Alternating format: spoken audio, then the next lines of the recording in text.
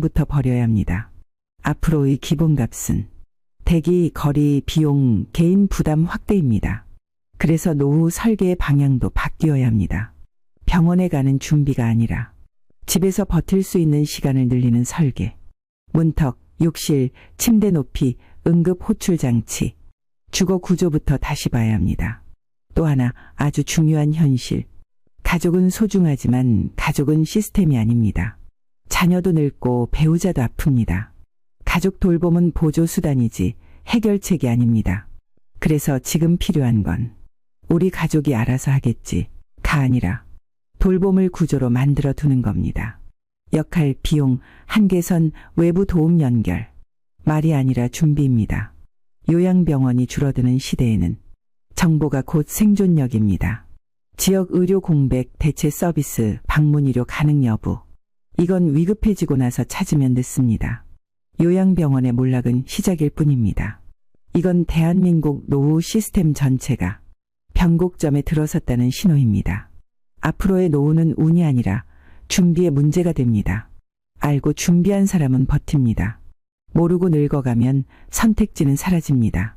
다음 이야기에서는 요양병원이 줄어드는 시대에 집에서 버틸 수 있는 현실적인 방법, 구체적인 체크리스트와 실행 전략을 다뤄보겠습니다. 오늘 이 이야기를 불안으로만 넘기지 않으셨으면 좋겠습니다. 오늘이 준비의 출발점이기 때문입니다.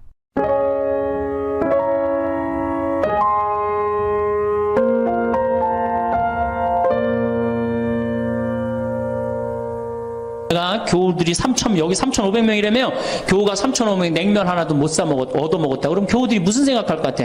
우리 신부님 챙겨주는 사람 하나도 없고 빨리 장가 보내드려야 되겠다. 이런 생각한단 말이에요. 그래서 나는 내가 사 먹어요. 내가 사 먹는 동시에 혼자 사 먹으면 청승 맞잖아요. 회장님들 데려가서 내가 사줘요. 내 돈으로. 신부님 무슨 돈이 있어서? 나 강사료 많으니까 다 사줘요. 근데 우리 천주교 교우들은요, 먹고 떨어지는 법이 없어요. 언제 효과가 나타나? 내 영명 죽일 때 다 돌아와요.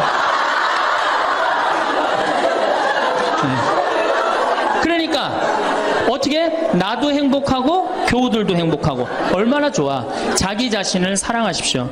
자기 자신을 귀하게 여겨야만이 그런 나를 보고 다른 사람이 행복한 거예요.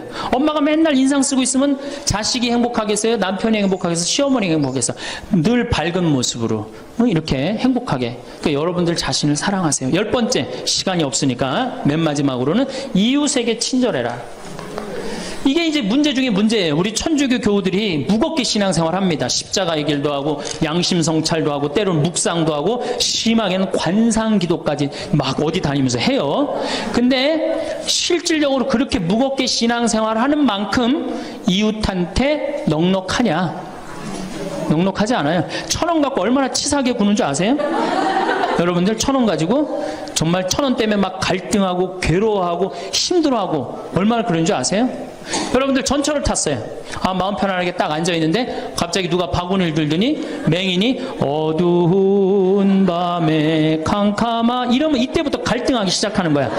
이 1,000원을 줄까 말까 이때부터 괴로워하고 얼굴이 빨개졌다 하여졌다. 누가 주래 옆에서? 누가 그런 적도 없는데 내가 100만 원 갖고 괴로워하면 또 이해를 해요. 이건 1,000원 가지고 딸랑 1,000원 가지고 줄까 말까. 그리고 뒷꼭지를 보고 뭐라 그래? 그래도 1,000원을 줄걸. 하느님이 이런 나를 보고 하늘에서 무슨 생각할 것 같아요? 저걸 천당에 데리고 올까 말까. 뭐하러 십자가의 길을 하고 뭐하러 이렇게 심각하게 참회절을 해요?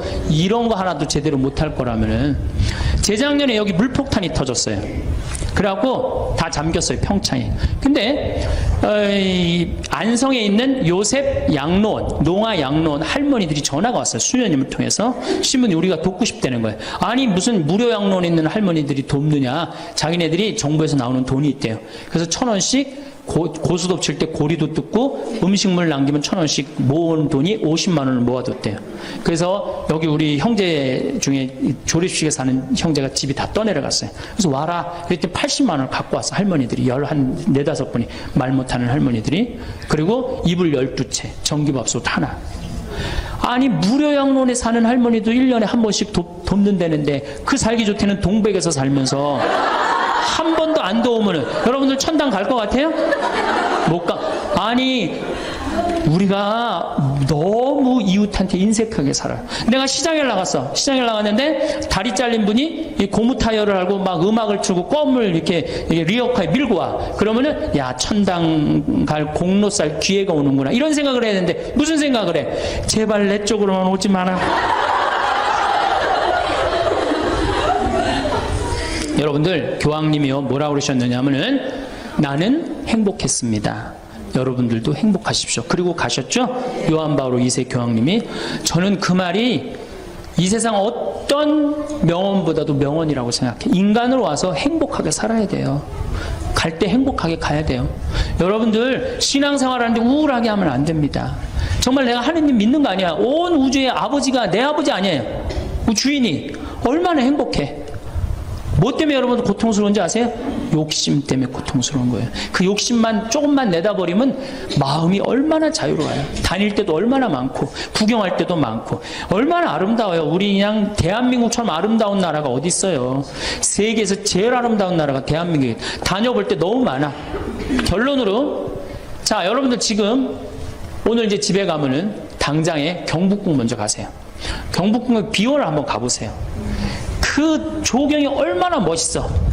뭐 남편 손을 잡든 자식 손을 잡든 친구 손을 잡든 가갖고 도시락 해갖고 거기서 딱 까먹으면 바로 왕비만 막 바로 되는 거 아니에요? 옛날엔 거기 누가 들어갔어요? 지금은 들어갈 수 있어요 없어요?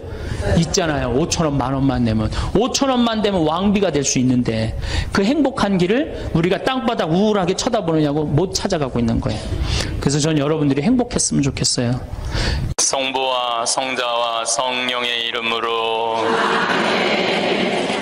하느님, 제가 업무의 부름을 받을 때에는 아무리 강력한 화염 속에서도 한 생명을 구할 수 있는 힘을 저에게 주소서. 너무 늦기 전에 어린아이를 감싸 안을 수 있게 하시고 공포에 떨고 있는 노인을 구하게 하소서. 저에게는 언제나 안전을 기할 수 있게 하시어 아무리 강렬한 화염 속에서도 한 생명을 구할 수 있는 힘을 저에게 주소서.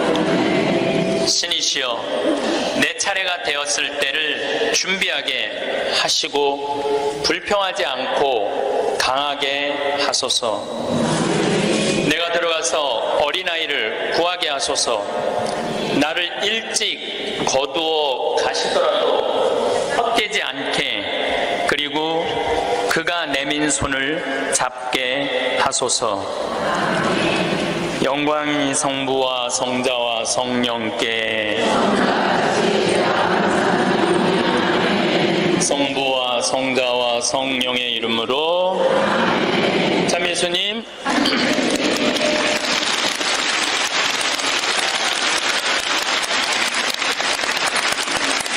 제가 방금 드린 기도는 어느 소방관의 기도입니다.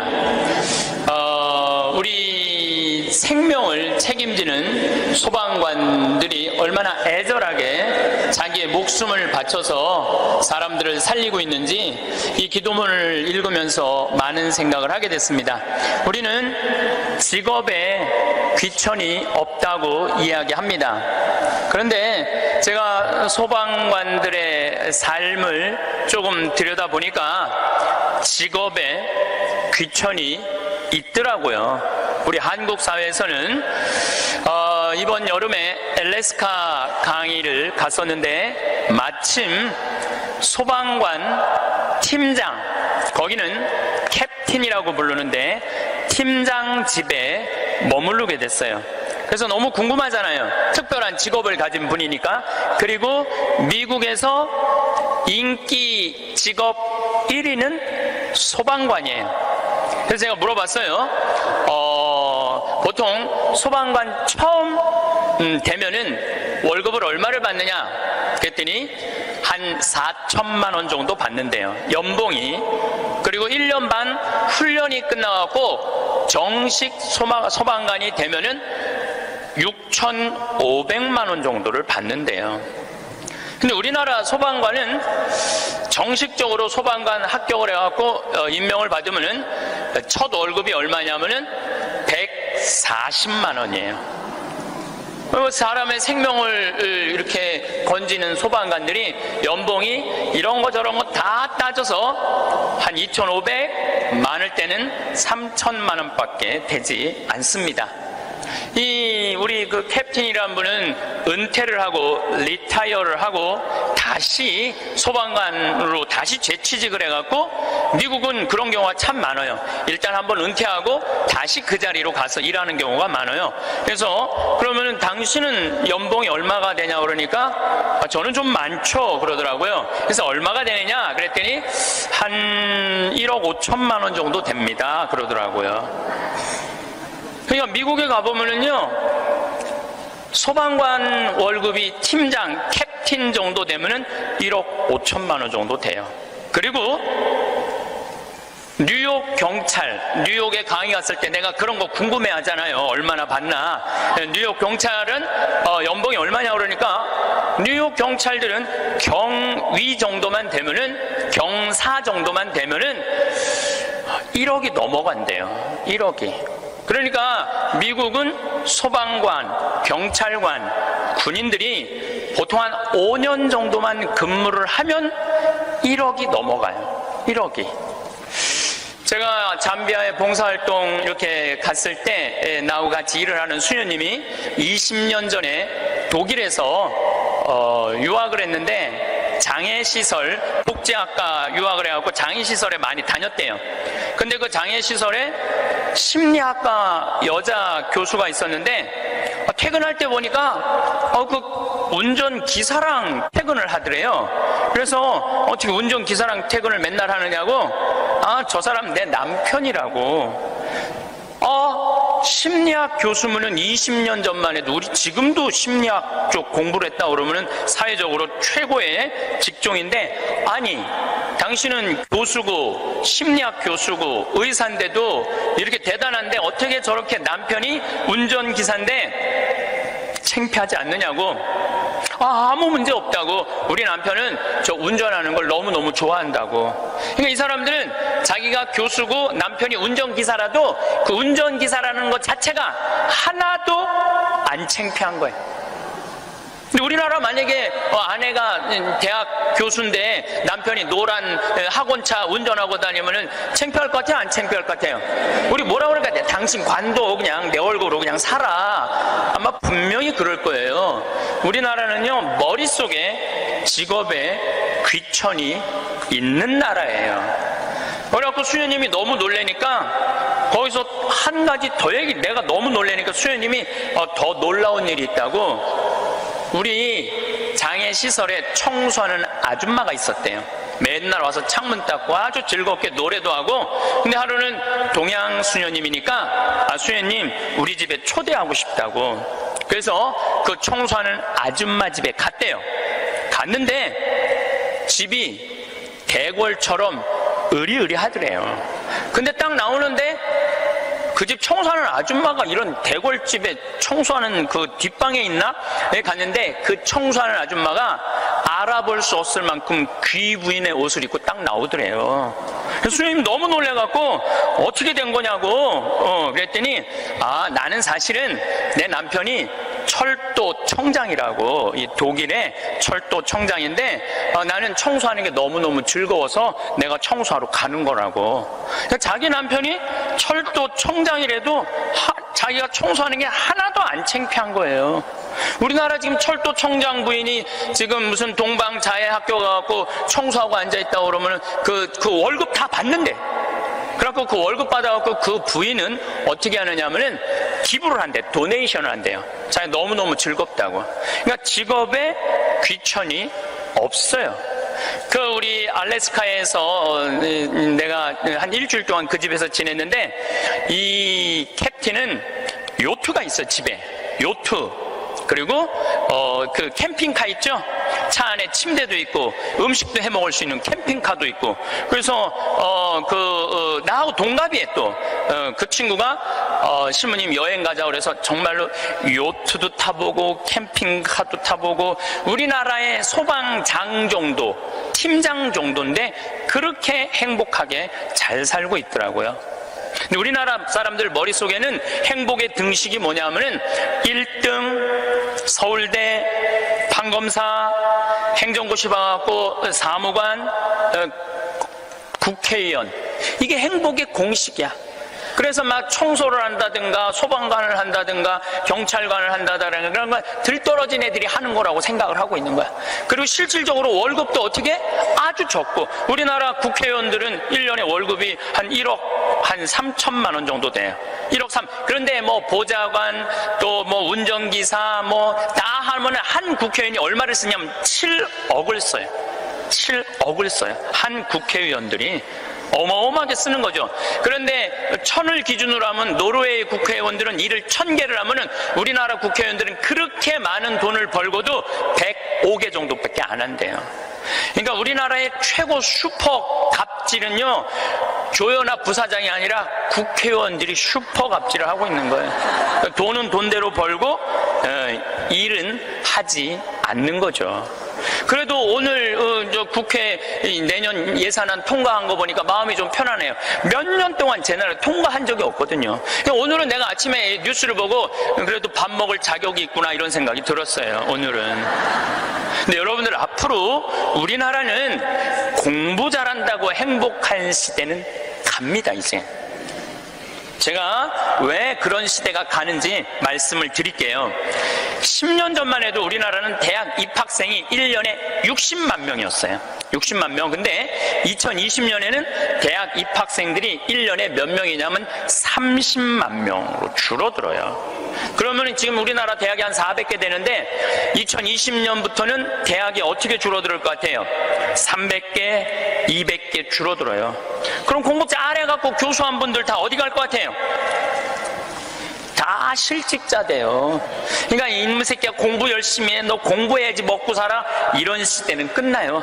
이제는 앞으로 어떤 사람들이 정말로 먹기 살기 좋은 시대가 되느냐면 용접하는 사람들, 포크레인 운전할 줄 아는 사람들, 그 다음에 요리 잘하는 사람들, 청소 잘하는 사람들, 이런 사람들이 행복한 시대가 온다니까요. 세상이 너무나 지금 변하고 있어요. 우리 생태마을에 올해 직원들을 채용을 해요. 이것도 귀가 번쩍 분들이 이런 분들이 있으니까 야, 나도 한번 거기 가볼까? 근데 이번에 자격은 뭐냐면 고등학교 졸업 예정자들만 뽑아요. 나는 대학 졸업 예정자들도 안 뽑아요. 대학원 졸업 예정자들도 안 뽑아요. 혹여 가끔 대학 졸업한 사람들, 대학원 다니는 사람들 뽑아요. 우리도 뽑는데 월급은 고등학교 졸업한 사람이나 대학 졸업한 사람이나 대학원 졸업한 사람이나 우리 생태마을 첫 월급은 똑같이 200만 원이에요. 고등학교 졸업해도 직원으로 되면 무조건 200만 원이에요. 아니 생각을 해봐요. 아니 매주 띄우는데 뭐하러 대학원 자격증이 필요해? 아니 배추 심는데 뭐하러 대학 졸업한 사람이 필요해요?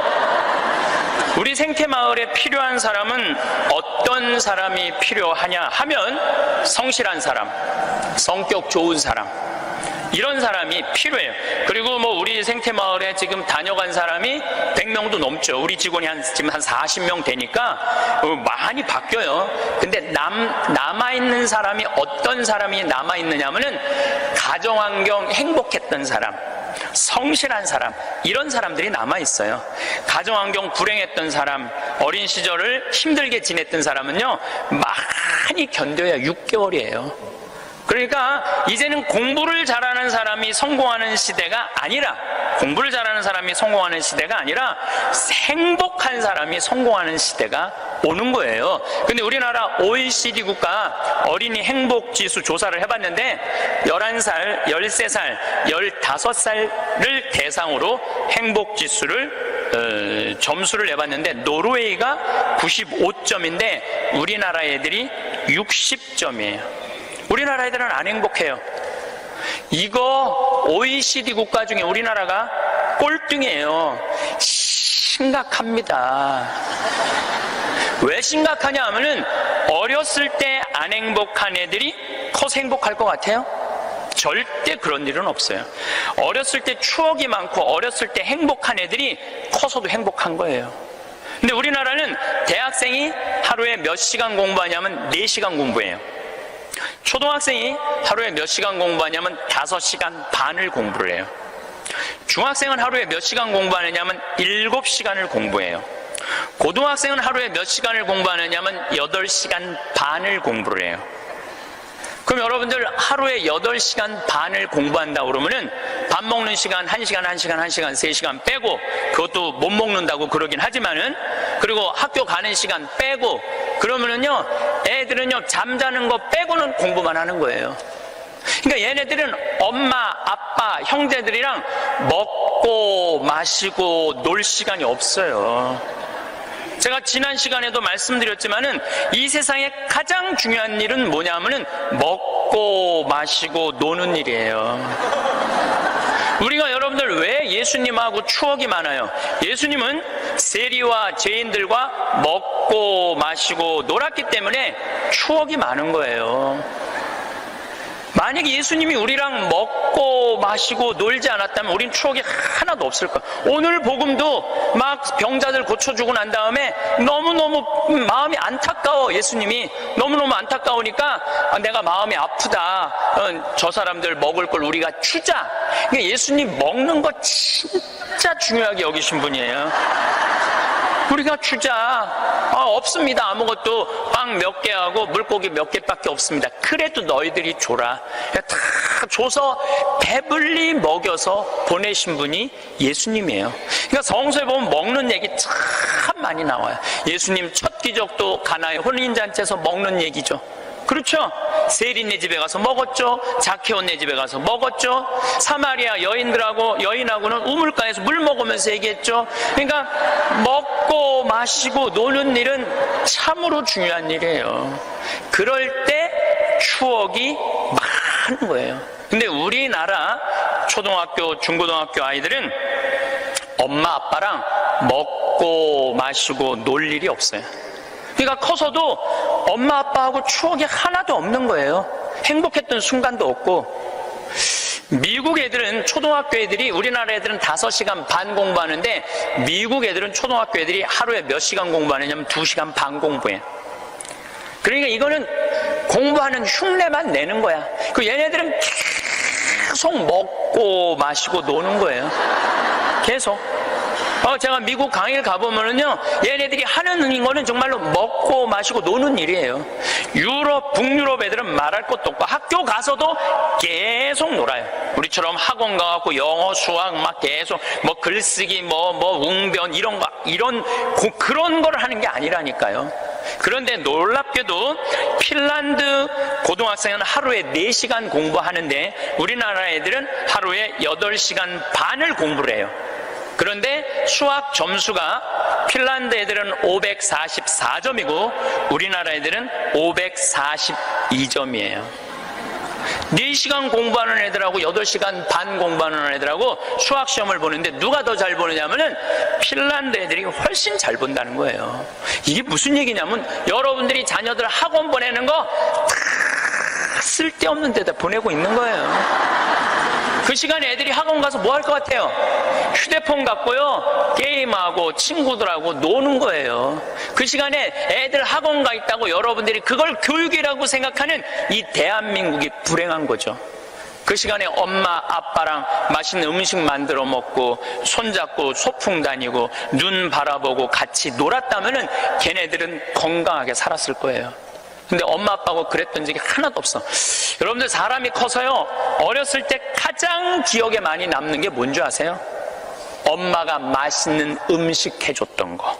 이게 가장 기억에 많이 남는데요. 그리고 가장 행복했던 순간이 뭔지 아세요? 엄마가 맛있는 거 해준 거 너무 맛있게 먹은 거. 그게 가장 행복한 순간이래요. 근데 우리나라 대한민국의 청소년들은 엄마가 맛있는 거 해준 거 먹은 기억이 없어요. 학교 다니느냐고. 그러니까 애들이 행복하지 않은 거죠. 애들은 그냥 서울대학 가야 되니까 경쟁을 해야 돼. 서울대학 가야 돼. 놀 시간이 어딨어. 여러분들 토끼와 거북이 얘기 아세요? 이거 참 웃기지도 않는 얘기 여러분들이 알고 있는 거예요. 왜냐하면 토끼하고 거북이하고 시합을 했는데 어떻게 거북이가 이겨요? 말도 안 되잖아요. 말도 안 되는 얘기예요. 어떻게 거북이가 이겨요? 이렇게 발바닥도 땅바닥에 있고 이렇게 가는 거북이가 그냥 뛰어다니는 토끼를 어떻게 이겨요? 2000년 전 이솝우화 얘기예요. 그러니까 2000년 동안 사람들은 거북이가 빠른 줄 알고 있어, 사람들은. 근데 요즘 새로운 일이 벌어졌어요. 그 후손 토끼가 생각해보니까 너무 자존심 상하는 거야. 아니 이 빠른 우리가 거북이한테 진다는 걸 모든 사람들이 알고 있다는 게 너무 웃기잖아요. 그래갖고 토끼가 거북이한테 도전장을 내요. 다시 시합하자. 2차전을 벌이자. 2차전을 벌이자. 그래갖고 거북이가 생각해보니까 니네들은 토끼들은 막 뛰어야 되기 때문에 심장이 너무 빨리 뛰기 때문에 쉬어야 돼. 그래서 얘네들은 반드시 뭐가 필요하냐면 토끼 잠이 필요해요. 토끼 잠을 자야 돼, 얘네들은. 그러니까 거북이는 믿는 구석이 있어. 너 또 토끼 잠 잘 거니까 시합해도 우리가 분명히 이길 것이다. 그래도 거북이가 생각해보니까 그래도 준비를 해야 될 것 같아. 그래서 거북이도 어떤 준비를 하냐면은 나도 토끼처럼 뒷다리를 똑바로 세우는 훈련을 이제 하기 시작한 거예요. 뒷다리를 세워갖고 내가 빨리 좀 가야 되겠다. 뒷다리. 그리고 생각해보니까 거북이한테 최고 치명은 뭐냐면 두꺼운 등딱지야. 그래서 등딱지를 가볍게 갈기 시작했어요. 병원 다니면서 나 좀 갈아줘라. 이거 좀 가볍게. 그래갖고 준비를 충분히 했어요. 드디어 2차전이 시작이 됐어요. 아니나 달라 토끼가 총알같이 뛰어나갔죠. 근데 거북이는 뒷다리를 이제 세워놨으니까 얼마나 거북이도 만만치 않잖아요. 쫙 가면서 믿는 구석이 있어서 어떤 믿는 구석이 있었느냐면은 이제 분명히 저 나무 밑에서는 토끼 잠을 잘 것이다. 그래갖고 토끼가 딱 보니까 역시 멀리서 지가 뒷다리를 세워봤자지. 그래갖고 쫙 오는데 자도 될 것 같아. 딱 잠을 자면서 내가 1시간만 자야지, 2시간 잘 거, 1시간만 자야지. 그런데 이제 거북이는 지나갔어. 지나가면서 네가 그러면 그렇지. 네가 토끼 잠을 자야지. 딱 어느 정도 중간까지 갔는데 토끼가 깨어난 거예요. 2시간 잘 거 1시간 훈련을 열심히 했으니까 1시간 만에 딱 깨어나갖고 거의 결승점 도달점에 총알같이 토끼가 지나간 거예요. 그리고 거북이가 가다 보니까 토끼가 지나간 거예요. 그래서 이제 토끼가 이 불명예를 씻었어요. 드디어 이제 모든 이 짐승계에는 드디어 토끼가 이겼댄다. 걔가 토끼잠을 줄여갖고 그 거북이를 이겼댄다. 근데 이제 누가 슬프기 시작했느냐면 거북이가 슬프기 시작했어요. 내가 지다니 이건 있을 수 없는 일이다. 내가 2000년 동안 거북이의 그 성실성 하나로 거북이가 토끼를 이겼다고 모든 세상이 다 알고 있는데 내가 이게 지다니 이건 있을 수 없는 일이다. 절치부심한 거북이가 다시 토끼한테 도전장을 냈어요. 한 번 더 붙자. 3세판이다. 3세판. 한 번 더 붙자. 토끼가 그래? 그러면은 귀양 내가 명예를 씻으려면 완전히 씻어야 되니까 한 번 더 붙자. 이번에 거북이는 아무리 생각해도 뒷다리 갖고는 안 될 것 같아. 앞다리까지 세우는 훈련을 한 거야. 이거를 이렇게 똑바로 세우는 훈련을 한 거야. 그래갖고 정말 피나는 훈련을 해갖고 근육을 다 세웠어요. 그리고 생각해보니까 이 등딱지는 갈아서 될 게 아닌 것 같아. 현대 세계가 왔으니까 저기 우주 비행선에 쓰는 아주 가벼운 합금판 뚜껑이 있다는 얘기를 듣고 그걸 가갖고 갈았어요. 이 뚜껑을 너무너무 가볍게. 토끼 못지않게 이제 이 속력이 났어요. 근데 거북이가 아무리 생각해도 그거 갖고 안 될 것 같아. 그래서 마지막 한 수를 가지고 있었어요. 분명히 토끼가 저 나무 밑에서 잘 거니까 저 나무 밑에 수면제를 이 분말가루를 설치를 해둬갖고 리모컨으로 터트리면은 완전히 내가 보낼 수 있다. 비장의 카드까지 준비해놓고 이제 도전장을 내민 거죠. 토끼는 아무리 생각해도 이번에 지면은 이게 다시는 회복할 수 없을 것 같아요. 그리고 토끼는 어떤 훈련을 했느냐 하면은 어떤 훈련을 했냐면 토끼잠을 안 자고 목표 지점까지 가는 훈련을 했어요. 토끼잠을 안 자고. 그래갖고 드디어 3차전이 벌어졌어요. 3차전이 벌어져갖고 출발을 했는데 토끼가 보니까 거북이가 옛날엔 뒷다리만 세웠는데 이제는 앞다리까지 세워갖고 뛰는데 이게 만만치가 않은 거예요. 내가 정말로 자면 안 된다. 죽어라고 뛰면서 나무 밑에 도착했는데 너무 졸렸지만 그걸 극복하고 뛰어갔어요. 아니 리모컨까지 다 설치하고 이제 터트리기만 하면 이제 완전히 재워갖고 그 토끼잠으로 이기려고 그랬는데 리모컨 터트릴 시간이 없는 거예요. 이건 해보지도 못하고 져버렸어, 거북이가. 그러니까 거북이가 뭐가 왔느냐면 우울증이 왔어요. 우울증이 야, 내가 저 토끼한테는 정말로 어떻게 해볼 도리가 없단 말인가. 너무 우울증이 슬퍼갖고 이제 자살까지 생각을 했어요. 근데 할아버지가 그 손자 거북이를 보고 이런 말을 해요. 거북아, 손자야, 슬퍼하지 말아라. 너 토끼가 몇 년 사는 줄 아냐? 잘 모르는데요. 토끼는 그렇게 죽어라고 뛰기 때문에 토끼 수명은 7년이다. 7년. 근데 우리 거북이들은 수명이 얼마인 줄 아냐? 우리 거북이들은 할아버지가 지금 몇 살이에요? 내가 지금 190살이다. 우리 거북이는 느리기 때문에 수명이 200살이다. 너는 느린 게 네 본질인데 왜 토끼 이기려고 그 되지도 않는 뒷다리 앞다리 세우고 왜 그렇게 인생을 힘들게 사느냐. 너는 천천히 사는 게 너의 운명이다. 그 생각을 해보니까 가만히 생각해 되지도 않는 시합을 2000년 동안 한 자기 거북이하고 토끼, 그게 웃긴 거예요. 그래서 이 거북이는 천천히 다니고 자기의 그 본성에 따라 사니까 사는 게 너무너무 즐거워요. 그러니까 느린 게 빠른 것보다 훨씬 좋구나. 빠르면 7년밖에 못 사는데 느리니까 200년을 사니까 아무리 토끼가 빠르면 왜 빨리 죽는데. 그런데 지금 대한민국은 우리 자녀들을 거북이로 안 키우고 뭘로 키우냐면 토끼로 키우고 있어요. 토끼로 7년밖에 안 살릴 생각을 하고 토끼로 키우고 있어요. 그렇게 가장 큰 희생자가 된 사람이 누구냐면은 사도세자예요. 여러분도 사도세자 얘기 알죠? 네, 사도세자가 언제 죽었느냐면 1762년 이모년에 5월 13일 날 뒤주에 들어가고 5월 22일 날 죽었어요. 8일 동안 있다가.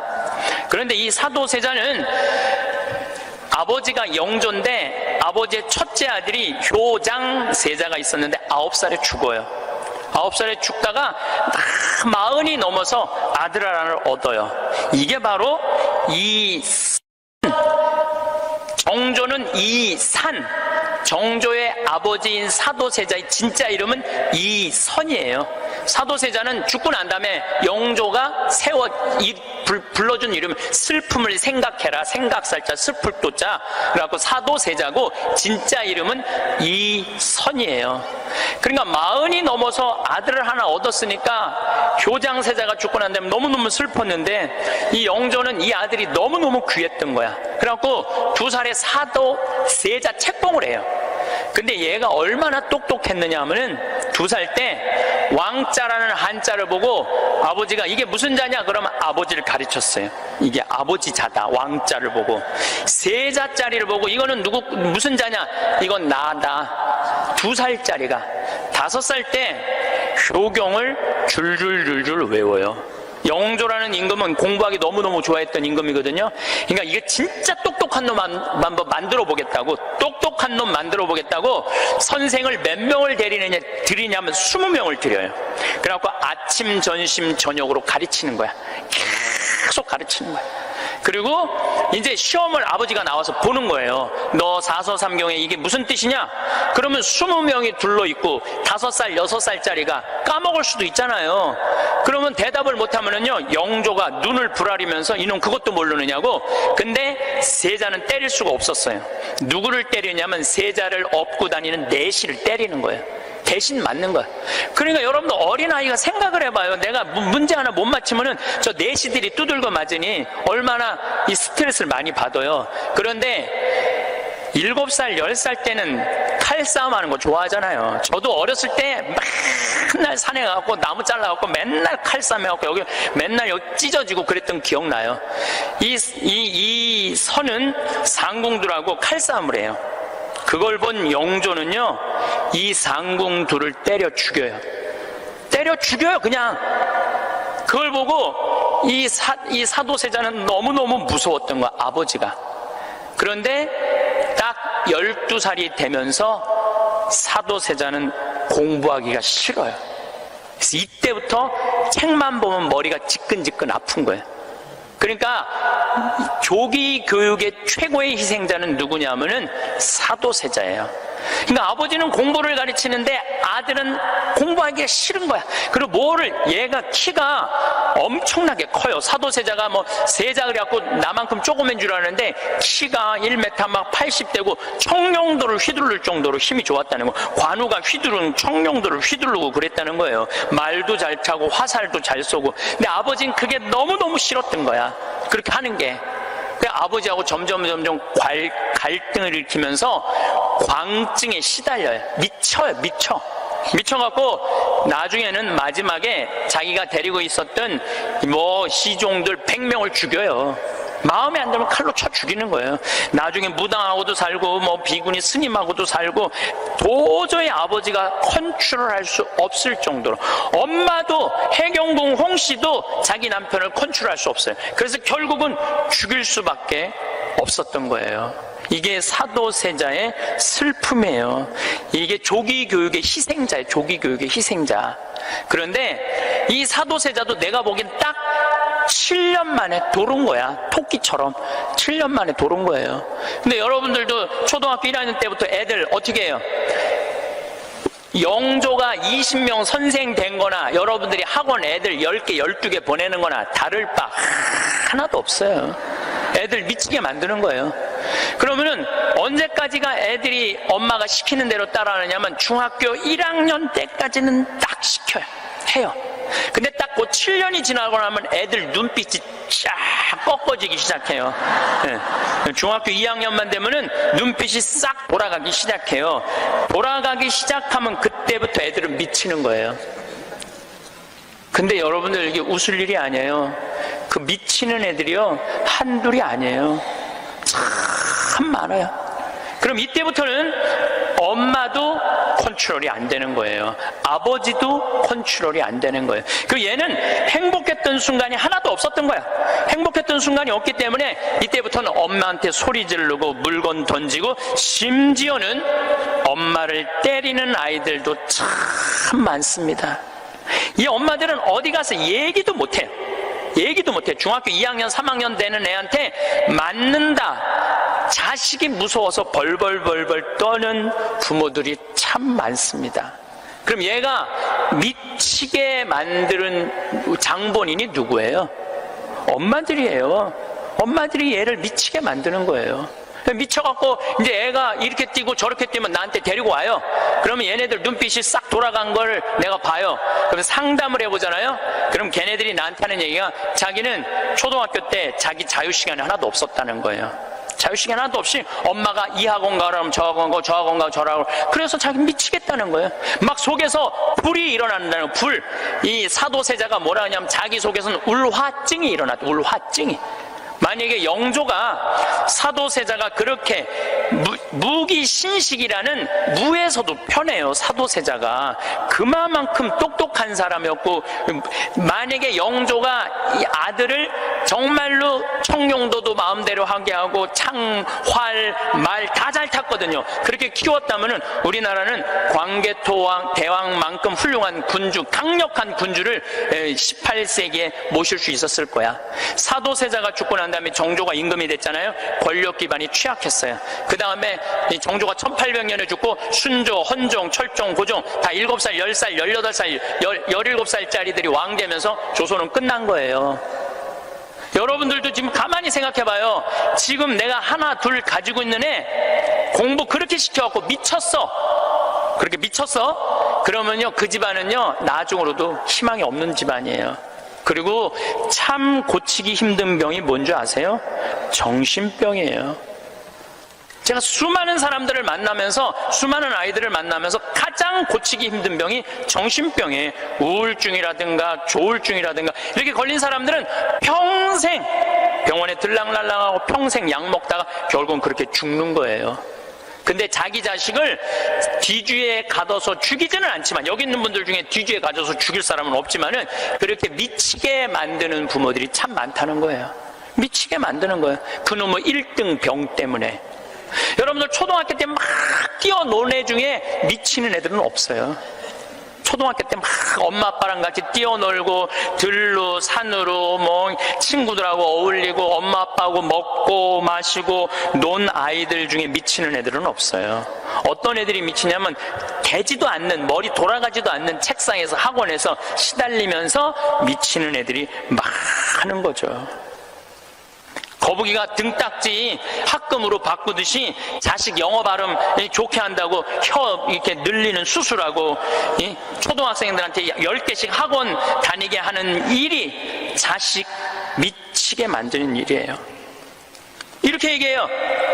엄마, 나 왜 이렇게 공부해야 돼? 너 1살서부터 30살 때까지 열심히 공부해서 나중에 행복하게 하려고 그래.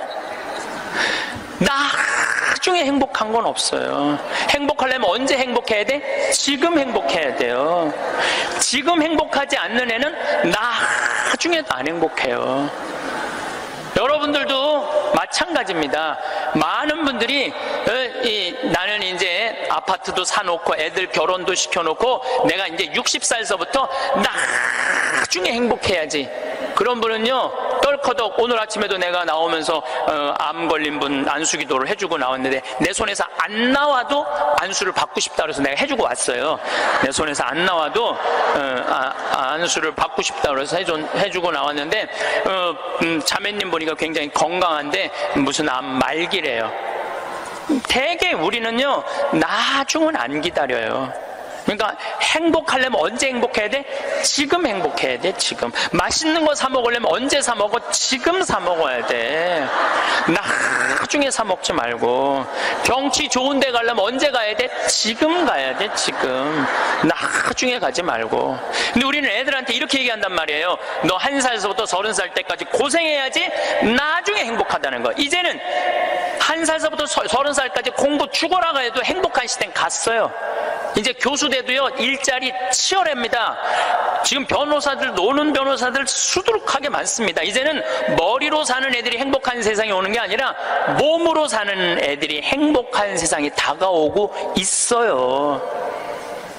나는 어제도 우리 직원이 저녁에 이제 대전에서 강의 끝나고 들어갔는데 고등학교 졸업하고 군대 갔다 와서 대학교 다니다 때려치고 우리 집에 왔어요. 내가 이렇게 물어봤어요. 이리 와봐라, 너. 오늘 이 강의 준비하면서 네가 지금 대학교 4년을 다녔으면은 얼마를 대학에다가 쏟아 넣을 것 같아? 1억 쏟아 넣는데. 1억 쏟아 넣지? 근데 너 이제 대학 안 다니니까 1억은 이제 모아놓은 거 아니야? 그럼 그 1억 너한테 안 쏟아놓으면 엄마는 그 돈 갖고 뭐 할 것 같아?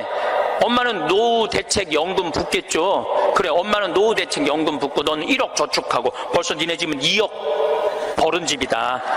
대학을 안 다니면 안 다닐수록 돈을 버는 거다. 근데 너 지금 내가 이번에도 월급을 한 1년 안 됐는데 30-40만 원 올려줬어요. 우리는 5년만 근무하면 무조건 300만 원씩 받을도록 내가 해주는 거예요. 그럼 너 지금 5년, 4년 근무하면 너 1억 모은다. 기숙사에서 먹고 자고 쓸 일도 없고, 거기는 해만 떨어지면 돈 쓸 데도 없어요. 너 그러면은 4년 동안 딴짓 안 하고 착실히 돈 벌으면 너 1억 버는 거야. 그럼 넌 30 전에 2억짜리 아파트 살 수 있는 거야. 난 뭐 우리나라 지금 대학 나온 45만 명 졸업하는데 제대로 된 직장에 취직하는 숫자가 몇 명이에요? 5만 명밖에 안 돼요. 40만 명은 2년, 3년 빈둥빈둥거리고, 심지어는 엄마 아버지가 애들 때문에 경비에 나가갖고 그거 해갖고 애들 생활비 대주고 뒷돈 대주고 그러고 있는 거예요. 그러니까 지금 여러분들 지금 대한민국에서 없애버려야 되는 건 내가 보기엔 대학이야. 대학만 없어지면 전부 일의 소중한 가치를 배우고 다 행복하게 살 수 있어. 아니, 대학 졸업하고 딱딱딱 취직하면은 내가 왜 대학을 귀하게 여기지 않아요? 대학 졸업하는 애 거의 반 이상은 빈둥빈둥 놀고 있는데. 그러니까 그러니까 우리나라 할머니 60, 70 된 분은 쓸 머리 나쁜 몸으로 살 놈한테 돈 쏟아 넣느냐고. 세계 빈곤율, 노인 빈곤율이 우리나라가 1위예요. 1위예요, 1위. 돈이 없어요, 다른 나라 사람들은 나이를 먹으면 얼마나 럭셔리하게 사는데요. 놀지도 못하고 죽어라 30살까지 나중에 행복하려고 공부했는데 취직 안 되면 그 허탈감, 좌절, 이거는 어른들은 상상할 수 없을 만큼 힘든 거예요. 상상할 수 없을 만큼. 한 3달 전에 아주 이쁘장한 여자아이가 저를 찾아왔어요. 공부도 굉장히 잘하는 아이예요. 공무원 시험을 보는데 계속 3번인가 4번 떨어진 거예요. 너무너무 좌절감, 우울증에 시달려는 아이예요. 예, 그래서 날 찾아왔어요. 그래서 내가 얘기했어요. 꼭 공무원을 해야 되냐? 꼭 좋은 회사를 가야 되냐? 그냥 내가 즐겁게 일하고 그냥 행복하게 살면 되지 왜 그 힘든 목표를 세워놓고 계속 좌절감을 느끼느냐? 넌 좀 오늘을 좀 행복하게 살아라. 근데 이 친구가 며칠 전에 저한테 메시지 했어요. 신부님, 저 취직했어요. 너무너무 행복해요. 눈높이를 조금만 낮추면 우리는 지금 행복할 수 있는데 항상 나중에 행복하려고 눈높이를 너무 높여갖고 그것도 못하고 이것도 못하고 저것도 못하는 거예요. 그러니까 우리나라 애들 1살서부터 30살까지 안 행복해. 그럼 30살서부터 60살은 행복해요? 30살서부터 60살? 안 행복해. 왜 안 행복하냐면 이 30살서부터 60살들은 자기 인생이 없어. 왜냐면 1살서부터 30살 된 자식들 뒷바라지 않으냐고. 자기 인생이 없는 거야.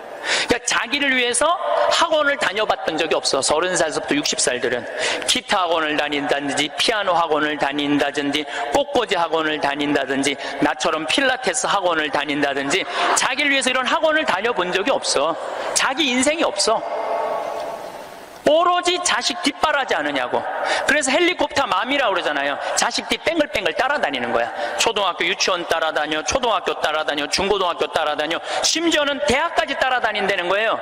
그래갖고 커리큘럼 수업 과정 짜주군 엄마들 많아. 그리고 학점이 조금 나오면 교수한테 가서 따진다는 거. 우리 애 학점이 왜 요것밖에 안 주느냐고. 나중에 취직하려면 학점이 높아야 되는데. 군대도 뺑글뺑글한데요. 요즘 카카오톡이 돼갖고 엄마들이 애들 군대 생활을 볼 수 있대요. 그럼 애가 좀만 얼굴이 이상하면은 그 상사한테 그런대요. 왜 우리 애 얼굴이 이러느냐, 뭐가 문제가 있느냐. 그러니까 그 군대 가서도 엄마가 애를 책임져 주는 거야. 그래서 요새 군대 상사님들이요, 사병 돌보는 일보다 사병 엄마 돌보는 일이 더 바쁘대요. 심지어는 회사까지 따라다니는 거야. 제가 미국에 이제 태극기도 한번, 태극기가 아니죠. 성조기죠. 미국 성조기도 한번 설명을 드리긴 할 겁니다. 근데 처음에 13개주 이름에 대해서 우리가 좀 알 필요가 있을 것 같습니다. 13개 식민지의 목록에는 북에서 남으로 이렇게 합니다. 뉴 잉글랜드, 그러니까 뉴 햄프셔 식민지, 지금의 뉴 햄프셔, 맨 꼭대기에 있는 겁니다. 뉴 햄프셔가. 그 다음에 매사추세츠, 필그림 파더스, 메이플라워를 타고 처음에 도착한 데가 매사추세츠입니다. 지금 매사추세츠와 메인주로 지금은 나눠져 있죠. 그 다음에 로드 아일랜드, 프로비던스, 플랜테이션 식민지. 여기 지금은 로드 아일랜드 주입니다. 여러분들 지금 지도가 다 나갑니다. 그래서 여러분들 좀 미국 이런 이름을 갖고 있구나 아시면 좋겠습니다. 커네티컷 식민지, 지금의 커네티컷 주입니다. 이제 중부 식민지가 있어요. 뉴욕 식민지. 처음에 네덜란드 사람들이 제일 먼저 와갖고 개발을 하죠. 지금의 맨하탄에 와갖고 처음으로 식민지를 개척을 합니다. 지금은 그 뉴욕 식민지가 지금은 뉴욕주와 그 위에 있는 버몬트주로 나눠져 있죠. 뉴저지 식민지, 지금의 뉴저지입니다.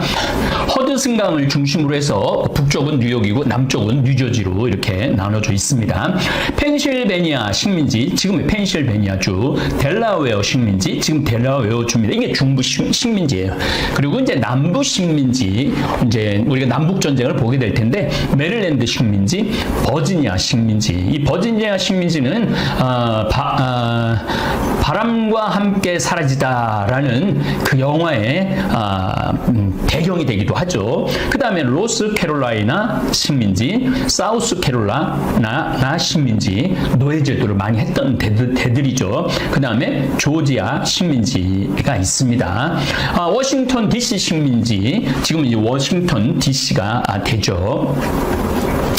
그래서 이렇게 이제 요게 이제 에팔레치아 산맥이라고 이렇게 써 있는데 여기를 넘어가질 못했던 거예요. 그냥 그게 그야말로 여러 가지 이유가 있었는데 워낙 땅덩어리가 여기만 해도 어마어마한 땅덩어리인데 에팔레치아 산맥 건너에는 인디언들이 많이 살았던 거죠. 그래서 서로를 지키기 위해서 했는데 자꾸 백인들이 에팔레치아 산맥을 넘어서서 이제 루이지애나 그 미시시피 강까지 자꾸 이동을 하는 거죠. 이게 바로 서부 개척 시대입니다.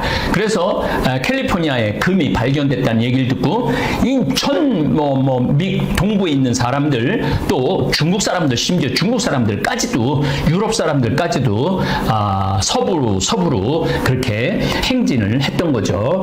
그래서 지난번에 이제 서부 이제 개척사에 대해서 사실은 1620년부터 계속 서부로 갔던 거죠. 그래서 1930년에 완전히 이제 캘리포니아 산타모니카까지 끝까지 다 도착을 하게 됩니다. 그리고는 이제 하와이까지 가고 더 서부로 가려고 해서 우리나라 신미 양요까지 이렇게 했다고 말씀을 드렸습니다. 근데 이제 우리 대부분의 다볼사이버 성당 교우들이나 또 미국에 이민 간 교우들이나 지금도 젊은 사람들이 서부 개척 영화 서부극을 참 많이 봅니다. 근데 이 서부극이 왜 등장을 하게 됐는지 그런 거를 좀 이해를 하게 되면은 여러분들이 훨씬 미국을 이해하는데 도움이 됩니다. 서부극의 기원은 19세기 중엽에 출연한 미국의 10센트 소설 다임 노블입니다. 요즘으로 치면 양산형 판타지 소설입니다.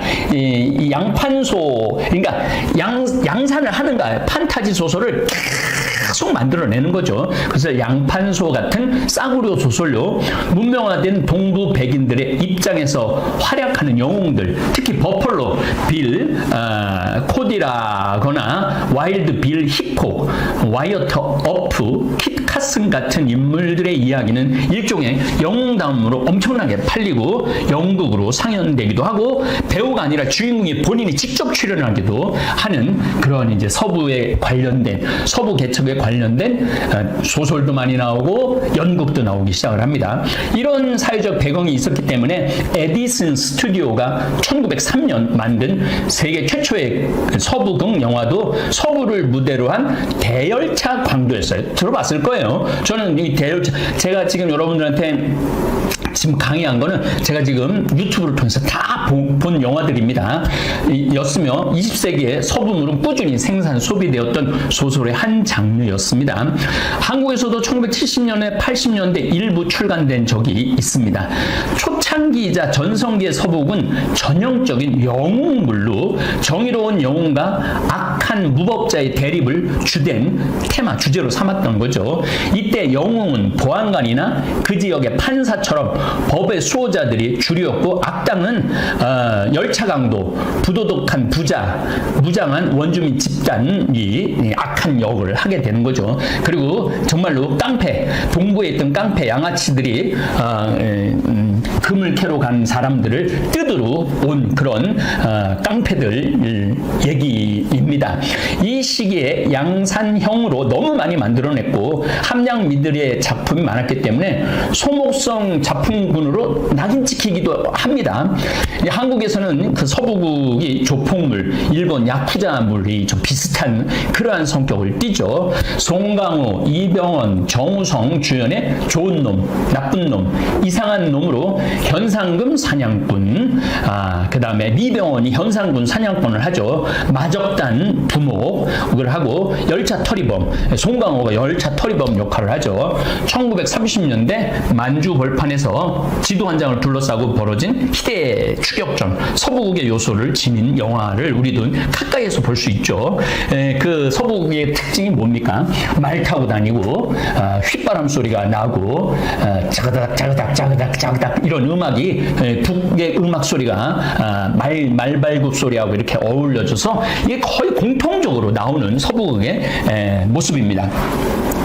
자, 서부극의 주인공이 미국의 카우보이들이 사실 주인공입니다. 서부의 개척의 주역들, 카우, 소, 보이, 소년. 그러니까 쉽게 말하면은 목동들이죠. 목동들. 우리가 성경 특강 때 목동 얘기 참 많이 하죠. 카우보이라는 단어 그대로 원래 직업을 심플하게 풀이하면 소치기죠. 소치기. 제대로 된 번역어는 목동 내지는 소몰이 혹은 소몰이꾼입니다. 스페인, 여기 굉장히 중요합니다. 스페인 식민 제국의 바케로로부터 유래된 직업입니다. 이 바케로라는 뜻은 스페인에서 소몰이꾼, 목동을 얘기를 합니다. 스페인 출신의 이민자들이 신대륙으로 건너와서 전해진 것이라고 합니다. 그러니까 스페인에서 넘어온 거죠. 그런 이유로 초기 카우보이들은 멕시코, 스페인 식민지 멕시코를 시작으로 북쪽으로 올라오면서, 그러니까 카우보이는 원래 미국의 서부의 전용물이 아니라 원래는 스페인에서 전해졌고 그 다음에 멕시코로부터 서서히 미국으로 올라가면서 미국화가 되었고, 때문에 실제 역사 속 대부분의 카우보이들은 멕시코 이민자 출신의 히스패닉 계열입니다. 그래서 우리가 카우보이에 대해서 조금 혼동하는 것들이 있는데 그 개념을 좀 잡고 이해하시면 미국을 좀 더 쉽게 이해할 수 있습니다. 멕시코 지역과 텍사스 주에는 옛날 스페인에서 온 소들이 야생에서 살고 있었어요. 소들이 이 소떼들을 붙잡아 북쪽으로 오클라호마 주를 종단해서 동북부 이제 아까 말한 13개 주에서 동북부 도시로 연결, 인구가 제일 많았던 거죠. 뉴욕 이런 데가. 기차역이 있던 캔사스 주의 도지시티라는 카우보이의 수도라고도 부르고, 그 다음에 에벌린으로 롱 드라이브, 소떼를 몰고 운반하던 직업이 바로 그러니까 소떼를 운반하는 직업이 카우보이죠. 운반된 소는 도축되어 동북부 도시의 식육으로 제공됩니다. 동북부 도시, 그러니까 공업도시죠. 즉 카우보는 소를 키우는 것이 아니라 야생소를 붙잡아 팔던 상인들이죠. 약 12명의 카우보이가 팀을 이루어서 한 번에 한 2,500마리의 소떼를 몰고 다녔다고 그래요. 그렇게 한 번만 옮기고 나면은 돈을 어마어마하게 벌었다고 그래요. 그리고 이 지역의 신문의 르포 기사로 카우보이라는 존재가 알려져서 카우보이에 대한 로망이나 전설이 후대에 생겨나게 됩니다. 그래서 실제 역사상 카우보이라는 직업은 많아야 1,000명 정도밖에 안 됐다고 그래요. 1,000명 정도. 그리고 또 실질적으로 야생 소를 잡아서 동북부로 옮기는 것은 한 10년 동안 활동을 했다고 그래요. 자, 카우보이. 실제 활약한 카우보이는 영화처럼 백인이 아닌 멕시코인, 흑인들이 대부분이었습니다. 카우보이 문화 자체가 멕시코로부터 전해진 거죠. 그래서 미국 서부 영화의 카우보이는 실질적으로는 멕시코 문화입니다.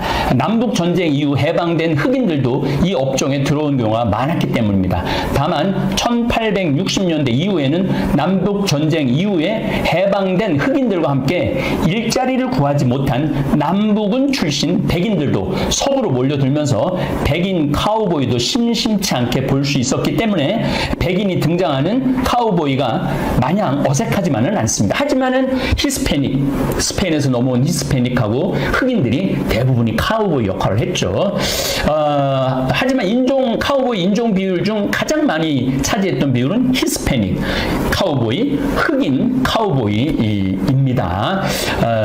그런데 서부 영화에서는 화면의 주역으로 나오는 사람들은 백인 1세기고 그 땅에 원래 살던 원주민들은 인디언이라고 불리고, 많은 경우 민간인을 학살하며 백인 여성을 납치, 강간하고 희생사의 머리가죽을 벗겨나가는 잔인한 악당으로 원주민을 그리죠. 그런 것들은 그러니까 미국 우월주의, 그 다음에 자기네들의 어두운 면을 감추고 제대로 조명하지 못한 서부극이 참 많습니다.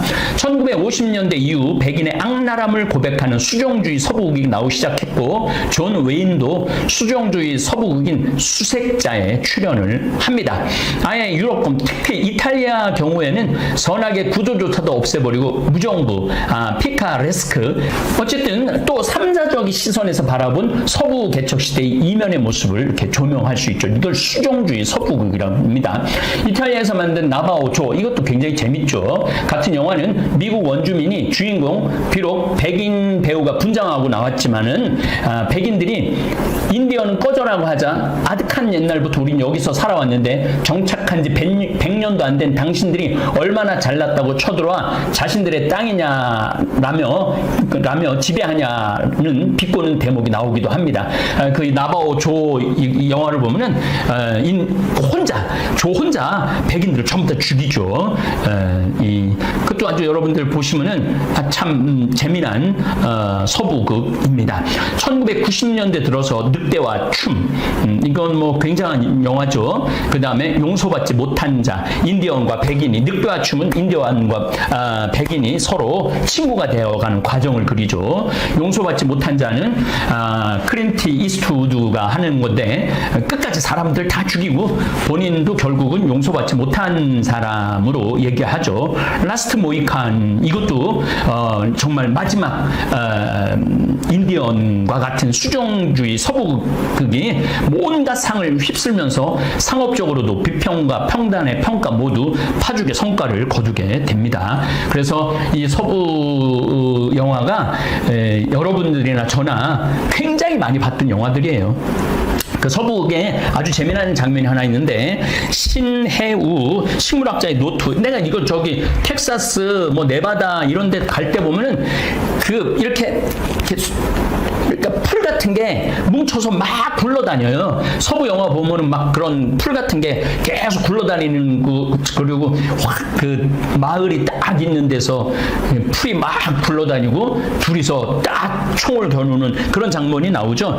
무법자들이 결투를 벌이는 미국 서부 영화의 단골로 등장하는 장면입니다. 결투 직전 누구도 먼저 총을 뽑지 않고 멈춰선 긴장만 가득한 장면을 가로지르며 흙먼지와 잡초 뭉텅이가 굴러갑니다. 그런데 혹시 이 잡초 뭉텅이는 무슨 식물일까 하고 궁금하지 않으셨나요?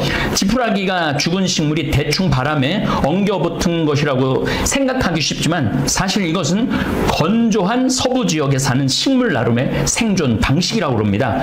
콩과, 국화과, 백화과 등에 속하는 많은 식물들이 이렇게 굴러다니는데 이를 회전초라고 회전하는 회전초라고 이야기를 하는 거죠. 이 회전초는 계속 성숙하며 이렇게 굴러다니면서 열매를 맺은 뒤에 뿌리나 줄기에서 분리되어 마른 상태로 거리를 배야 합니다. 마른 상태로. 그러다가 하늘에서 비가 와서 젖으면 그 순간 그 자리에 뿌리를 내려갖고 메마른 광야에서 생명을 이어가는 신비한 그런 모습을 우리가 서부 영화에서 볼 수 있습니다. 서부극에 대한 허문용 평론가가 참 좋은 말을 썼어요. 서부극에 대한 가장 단순한 통념은 우리는 알고 있다. 통념을 고전적 서부극은 개척이라는 이름으로 착한 백인과 나쁜 인디언이 싸워. 사실 정반대죠. 착한 인디언과 나쁜 백인들이 점점 인디언들을 몰아내고 인디언들의 머리 가죽을 벗긴 사람들은 백인들입니다. 싸워 착한 백인이 승리하는 영화이고 수종주의 서부극으로 불리는 후기 서부극은 인디언의 고난과 백인의 잔인성을 고발하는 영화라는 거죠. 그래서 수종주의가 나오면서부터 조금 이제 백인의 모습을 좀 볼 수 있는 미국 사람들의 본 모습을 민낯을 볼 수 있는 거죠. 이러한 통념은 존 포드의 영화뿐만 아니라 1940년, 50년대 하워드 혹스, 윌리엄 웬만, 안소니 만의 서부극 앞에서 고개를 들 수 없죠. 좀 부끄러운 영화들이 많이 나온 거죠. 그보다 훨씬 전에 만들어진 포드의 무성 영화 철마 1924년 혹은 역마차 같은 해에 만들어진 마이클 커티스의 다찌시티 혹은 그보다 3년 전에 만들어진 세밀 드멀의 평원의 사나이 1936년만 봐도 그런 통념은 간단히 무너진다 이렇게 얘기를 하는 거죠. 착한 백인, 나쁜 인디언 이게 무너진다는 얘기입니다. 물론 이 영화들에서 인디언이 미국 개척민들의 위협으로 등장하긴 하지만 진정한 악인은 인디언에게 무기를 파는 대법관의 고위 관료 혹은 토지 투기꾼 및 그와 결탁해 인디언을 배후 조종하는 백인 기업가 혹은 악랄하고 탐욕적인 카우보이들의 민낯을 수정주에서 드러낸다는 거죠. 존 포드의 또 다른 1939년작 모호크족의 북소리에서는 희귀하게도 영국군이 인디언과 결탁을 합니다. 영국군이 인디언하고도 결탁하고 프랑스도 인디언하고 결탁을 하죠. 적어도 고장들의 서부국은 초기부터 인디언의 잔인성이 아니라 타락한 문명과 자본주의적 탐욕을 주제로 삼죠. 그 이제 수종주의 서부국이 이제 1960년대 아파치나 솔조, 블루, 마리라, 불리운 사나이, 리틀 빅맨 등이 이제 백인은 악마고 원주민 집단 학살이나 백인 악당들에게 시달림 당하는 그들의 이야기를 다룬 영화들이 이제 만들어지기 시작합니다. 그래서 백인의 잔인성이 이제 드러나는 서부국이 나오는 거죠. 서부국의 대명사 존 포드 최후의 서부국인 샤이엔의 가을도 미국의 불합리하고 강제적인 이주 정책에 시달리는 샤이엔 인디언 이야기를 주로 다룹니다. 자, 그래서 이제 서부국 이제 여러분들 한번 보시면 좋을 것 같은데 지금 막 천둥 번개가 막 치네요. 한 13일 동안 비가 안 와갖고 엄청 뜨겁고 그랬는데 조금 좀 숨을 돌릴 수 있을 것 같아요. 1976년 무법자 조시 웨일즈라는 영화, 이거 클린트 이스트우드가 주연을 하죠. 남북 전쟁이 북군의 승리로 끝날 무렵 미주리주의 산골에서 아내와 아들을 데리고 평화롭게 살아가는 조시 웨일즈에게 재앙이 닥쳐요. 북군의 끈앞풀이 되어 강도질을 일삼는 테릴이 마지막에 이제 클린트 이스트우드한테 총에 맞아 죽죠. 무리들이 조시의 집을 덮쳐 아들을 죽이고 아내를 겁탈한 후 살해합니다. 복수심에 불타는 존은 싸늘한 킬러가 되어 남북은 잔당에 합류하는데 당시 리더였던 플래처가 배반을 하여 동료들을 모두 잃고 조시는 부상당한 제이미만 데리고 인디언 보호 거주지로 가죠. 그런데 사실은 테릴은 조시 웨일즈의 목에 거액의 현상금을 붙여 만나는 사람마다 조시 웨일즈를 죽이려 듭니다. 근데 조시 웨일즈가 다 죽이죠. 이 와중에 제이미는 부상을 견디지 못하고 죽습니다. 조시 혼자 인디언 구역에 은신합니다. 조시는 그곳에서 떠돌이 인디언 노인 와티를 만나 남부 저항군이 아직 멕시코에 있다는 말을 듣고 개도 한 마리 또 만나죠. 그와 함께 멕시코로 향하죠. 조시는 가는 도중 산타 리오라는 마을에서 인디언 코만치족과 무기 거래를 하는 도적 집단인 코만체로 무리들에게 강도를 당한 사라와 그녀의 딸 로라를 구해 사라의 죽은 아들의 집으로 찾아옵니다. 그러면서 결국은 마지막에는 그 자기 아내하고 아들을 죽인 테리를 죽이는 걸로 영화는 끝나게 됩니다. 네, 이런 영화들 그냥 계속 뭐 이 총으로 죽고 죽이는 그런 영화가 서부극이죠. 그래서 서부 개척 영화에서 약간 오해의 이 소지를 많이 가지고 있어요. 그래서 그래도 여러분들 이런 것들을 이렇게 생각하고 서부극을 보면은 훨씬 서부극이 쉽게 이해가 되리라 생각합니다. 용서받지 못한 자, Unforgiven, 1992년. 이 인간에게 용서라는 것이 가장 힘든 행위죠. 그리고 무법자에게 반성이란 어울리지 않는 행동이죠. 과거 잔혹한 살인자로 악명 높았던 늙은 총잡이 빌 머니, 클린트 이스트우드는 아내 없이 자식들과 돼지들을 키우며 어렵게 삽니다. 어느 날 두 총잡이가 젊은 총잡이가 창녀의 얼굴을 흉하게 두 친구죠. 흉하게 만드는 사건이 일어납니다. 보안관 리틀 빌 데거트, 이 사람도 나쁜 사람이죠. 진 해크만, 유명한 영화배우죠. 약간의 벌금으로 범인들을 그냥 풀어줘요. 이 여자 얼굴을 막 칼로 막 난도질을 했는데 이에 붕괴한 창녀들은 현상금 $1,000를 걸어서 총잡이 악당들을 잡고자 합니다. 젊은 총잡이 스코필드, 제임스 울벳은 현상금을 위해 머니에게 협조를 구합니다. 궁핍하게 살던 머니는 그 돼지가 이제 장티푸스가 걸려요. 질병이 걸리고 아들하고 딸이 있는데 그러니까 아들하고 딸을 위해서 총을 다시 잡기로 하죠. 동료 레드로건, 모건 프리먼까지 합세 떠납니다. 보안관 빌은 총잡이들의 말썽을 막으려고 합니다. 여기서 머니의 동료가 보안관 일행에 의해서 죽어요. 머니는 그러니까 모건 프리먼은 총을 안 쏴요. 살인하는 게 싫어갖고. 그래서 머니는 복수를 결심하고 보안관과 싸움을 시작을 하죠. 그래서 결국은 다 죽이죠. 이 서부극 중에서 가장 낭만적인 서부극 중에 하나가 내일을 향해 쏴랍니다. 아마 이 강의 듣는 분들 대부분이 다 보셨을 거라고 생각을 합니다. 1890년 미국 서부 부치 캐시디, 폴 뉴먼과 샌던스 키드, 로버트 레드퍼드는 갱단을 이끌고 은행만 전문적으로 터는 은행 강도들입니다. 보스인 부치는 머리 회전이 빠르고 인심은 좋지만 총 솜씨는 별로였고, 반면 로버트 레드퍼드의 역할하는 썬댄스는 정반대로 구변은 말은 별로 잘 못하지만 총 솜씨를 당해낼 사람이 없었습니다. 미래에 대한 희망도 없이 돈이 생기면 써버리고 없으면 은행 터는 그들이지만 세상을 바라보는 눈은 매우 낙천적이면서 낭만적이기도 하죠. 썬 댄스에게는 애인 에타, 굉장히 예쁘죠. 캐서린 로스가 있죠. 그런데 어느 날 부하들이 부치를 몰아내려고 반기를 드는데 부치는 특유의 구술과 응기응변으로 잘 무마를 합니다. 그러다 모처럼 몇 차례 열차를 턴 것이 화근이 되어 부치와 썬댄스는 미국의 추적의 표적이 되고 할 수 없이 볼리비아로 갑니다. 이때 썬댄스의 애인 에타와 동행하면서 볼리비아로 오죠. 하지만 그들이 생각했던 것보다 가난한 나라로 영어가 통하지 않아요. 그래갖고 막 이렇게 종이에 보고 읽고 막 그리기도 해요.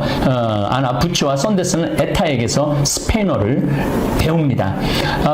털고 도망치고를 반복하는 은행털이가 순조롭게 이어지죠. 하지만 이곳까지 이들을 체포하러 온 와이오밍의 보안관 조 러포절에게 잡혀갈 빈미를 주지 않기 위해 강도질을 그만두어 정당한 직업을 찾는데 때마침 광부들에게 지급할 월급을 호송하는 주석광산업체 간부를 호위하는 일을 맡게 됩니다. 이것도 재밌죠. 하지만 은행에 돈을 찾아 돌아오는 길에 이곳 산적들에게 습곡을 받아 간부는 총에 맞아 죽고 강도들이 빼앗은 돈을 세고 있을 때 두 사람이 나타나 이들을 모두 사살을 하죠. 그 에타가 고향으로 돌아가고 결국 둘만 남죠. 이 에타하고 샌더스로 기억이 나는데 그 자전거를 타면서 나오는 음악이 환상적인 음악이 나오죠. 이 아카데미상을 받았죠. 다음날 부치와 키드는 농부들을 습격해 돈과 말을 빼앗고 마을에 내려와 식당으로 들어가죠. 식사를 주문하는데 식당에서 일하던 소년이 이들이 가져온 말 중에 있는 농장 표식을 보고 경찰에 신고를 합니다. 이들과 총격전이 벌어지죠. 아주 그 총격전이 볼만하죠. 두 사람은 총상을 입고 막다른 곳에 피신하는데 이제 경찰이 안 되니까 군대가 출동을 합니다. 수백 명의 군인이 밖에서 자신을 에워싸고 있는 것을 모른 채 이곳에 모르는 건 아니죠. 대충 너무나 많은 사람이 왔는데 야 이번에는 어디로 갈까? 이제 볼리비아에서 어디로 갈까? 호주로 가자. 그러면서 둘이 약속을 하고 권총을 차고 바깥으로 나오면서 영화는 끝나죠. 그러니까 이 서부극에는 거의 윤리라는 게 별로 없어요. 윤리라는 게 없고 악인, 그러니까 좋은 놈, 나쁜 놈, 이상한 놈, 우리 영화에 나왔던 것처럼 그런 주제의 이 서부극들이 굉장히 많은 거죠. 장고 분노의 추적자 2012년에 나온 거 이거는 좀 윤리적인 겁니다. 1858년 미국 텍사스의 노예상인 스펙 형제가 한 무리의 흑인 노예들을 족쇄를 발에 채운 채 끌고 가고 있습니다. 막 밤이 되어 매우 추워졌는데도 행진은 계속되죠. 하지만 어디선가 현상금 사냥꾼인 닥터 킹 슐추가 나타나 노예 무리에서 장고라는 사람을 찾습니다. 닥터 킹 슐추는 장고라는 자가 자신을 노리는 타켓을 알 것이라는 정보를 입수하고 그를 노예상들에게서 사려고 합니다. 하지만 노예상들이 이를 거부하고 결국 킹 슐추는 노예상 한 명을 살해하면서 장고를 풀어주죠. 그러면서 장고한테 총 쏘는 법을 가르쳐줘요. 근데 아주 탁월한 총 쏘는 능력을 갖고 있죠. 이 킹슐츠는 독일 출신의 이민자를 표면적으로 순회 치과 의사 행사를 하지만은 실제로 이를 핑계로 이리저리 떠도는 현금 사냥꾼입니다. 노예 제도를 혐오하는 지식인인 킹슐츠는 다음 목표인 수배범 브리틀 형제를 붙잡기 위해서 그들이 일하던 농장의 노예였던 장고의 도움이 필요하다면서 수배범을 체포하는 것을 도와주면 자유를 주겠다고 제안을 하죠. 이에 흑인 노예 장고 제이미 폭스는 닥터 킹슐츠와 함께 현상금 사냥꾼 일을 시작을 하죠. 저는 이 영화가 너무 좋아하고 2번을 봤던 기억이 납니다. 장고의 목표는 오직 하나, 다른 곳에 노예로 팔려간 아내 브룸힐다를 찾아내서 구하는 것이죠. 브룸힐다는 예전 주인에게서 독일어를 배운 노예로 집안에서만 일하는 상대적으로 좋은 처지의 노예였어요. 하지만 장고와 사랑에 빠졌고 노예끼리는 결혼할 수 없었기 때문에 둘이서 탈출을 감행하지만 둘 다 잡히게 되고 밤에 도망자 낙인을 찍히고 채찍질을 당한 뒤 따로따로 팔리게 됩니다. 장고는 자기가 대신 채찍을 맞겠다며 빌어보지만 브룸힐다를 사들인 브리튼 형제는 그를 비웃으면서 브룸힐다의 뺨에 낙인을 찍고 채찍질을 가하죠. 아주 잔인한 백인의 모습이 나옵니다. 닥터 킹슐츠가 쫓던 수배범이 바로 이 브리틀 3형제였던 것입니다. 평소 인종차별에 반대하는 킹슐츠는 나중에 좀 안타깝게 죽음을 맞이하지만 이동하면서 장고에게도 개인 말을 주어 타개하고 식사나 교육에서도 격이 없게 대하지만 흑인을 인간 이하의 열등한 존재로 보는 남부인들은 흑인이 말을 타고 다니거나 식당에 출입하는 것만으로는 경화복을 금치 못하죠. 자유민이 된 이후 처음 방문한 마을에 들어서자마자 슐츠는 마을 보안관으로 위장하고 있었던 수배범을 쏴 죽이면서 현상금 사냥꾼이 무엇인지를 보여줍니다. 분노한 마을 사람들과 연방 보안관 앞에서 능숙하고 뻔뻔하게 수배서를 꺼내드는 그러고는 브리틀 형제를 찾아 떠나죠. 마지막 이제 레오나르도 디카프리오하고 이 장고하고 마지막 결투신이 볼만하죠. 결국은 레오나르도 디카프리오는 죽고 레오나르도 디카프리오의 화려한 집은 전부 다 폭발해서 없어지고 결국은 아내를 찾아 떠나는 영화가 마지막 장면입니다. 여러분들도 장고 분노의 추적자 2013년에 아마 우리나라에 상영된 걸로 제가 기억을 하고 있는데 한번 찾아서 보시면은 흑인과 백인의 잔인성을 잘 볼 수 있을 것입니다. 세르지오 레오네는 이탈리아 감독이에요. 달러 3부작이랑 유명하죠. 황야의 무법자, 피스트풀 오브 달러스 입니다. 비록 그는 이탈리아인이지만 제3자 입장에서 미국이란 나라의 근대 역사를 비판적으로 바라본 새로운 서부 영화를 만드는 스타 감독이 됩니다. 그의 서부극은 1950년대 미국의 수정주의 서부극에 좀 더 발전이 됐어요. 비평가들은 이를 두고 이탈리아산 서부극, 즉 스파게티가 이탈리아 국수잖아요. 웨스턴, 스파게티 서부극의 탄생이라고 부릅니다. 황야의 무법자의 성공을 힘입어 레오네 감독은 1년 간격으로 연달아 석양의 무법자 For a few dollars more 달러가 계속 들어가죠. 제목에 그 다음에 석양에서 돌아오다 The good, the bad and the ugly 이게 이제 좋은 놈, 나쁜 놈, 이상한 놈 그런 영화 제목 내용이에요.를 만들었고 The good 좋은 영화, The bad 나쁜 놈, The ugly 이상한 놈 이 영어로 이렇게 하는 거죠. 이걸 우리나라에서 우리 송강호하고 이병헌하고 정우성 영화 배우들이 이 영화를 좋은 놈, 나쁜 놈, 이상한 놈이라는 제목으로 아주 정말로 우리나라지만은 1930년대 만주를 대상으로 하고 일본군하고 싸우는 장면이지만은 굉장히 잘 만드는 영화라고 저는 생각을 합니다. 어쨌든 그 레오네 감독 감독은 놀라운 작품성과 높은 인기로 인해서 세계적으로 인정을 받게 되죠. 클린트 이스트우드를 주인공으로 하여 만든 스파게티 웨스턴, 이탈리아 서부극이죠. 장르의 세 작품은 달러 3부작이라고 그러고 무명의 사나이 3부작 또는 무법의 3부작으로 불리는 영화를 볼 수 있습니다. 한번 이것도 보셔도 굉장히 여러분들 재미난 시간을 볼 수 있을 겁니다. 미국을 이해하는 여러 가지 방법 중에 하나입니다. 자, 이제 수색자, Searchers, 1956년 악랄한 백인 주인공 존 웨인을 전면에 내세우면서 인종차별주의를 끝냈다고도 하고 고전 서부국의 마지막 걸작이라도 하고 평가는 보는 바에 따라 다를 수 있다고 얘기를 합니다. 이 수색자는 1956년 미국 테크니컬러 비스타비 전 웨스턴 영화로 존 포드가 텍사스 인디언 전쟁을 무대로 하는 요거 조금 있으면 제가 강의할 거예요. 1954년 앨런 르메이의 소설을 토대로 감독을 합니다. 존 웨인이 이방된 조카 제프리 헌터와 함께 수년간 유괴당한 진려 조카를 쫓는 중년의 내전 참전 군인을 맡아 출연하죠. 평론가 로저 이버트는 존 웨인이 수행한 이선 에드워드를 포드와 웨인이 창조한 캐릭터 중 가장 매혹적인 영화라고 표현을 합니다. 자, 이제 미국 멕시코 전쟁을 합니다.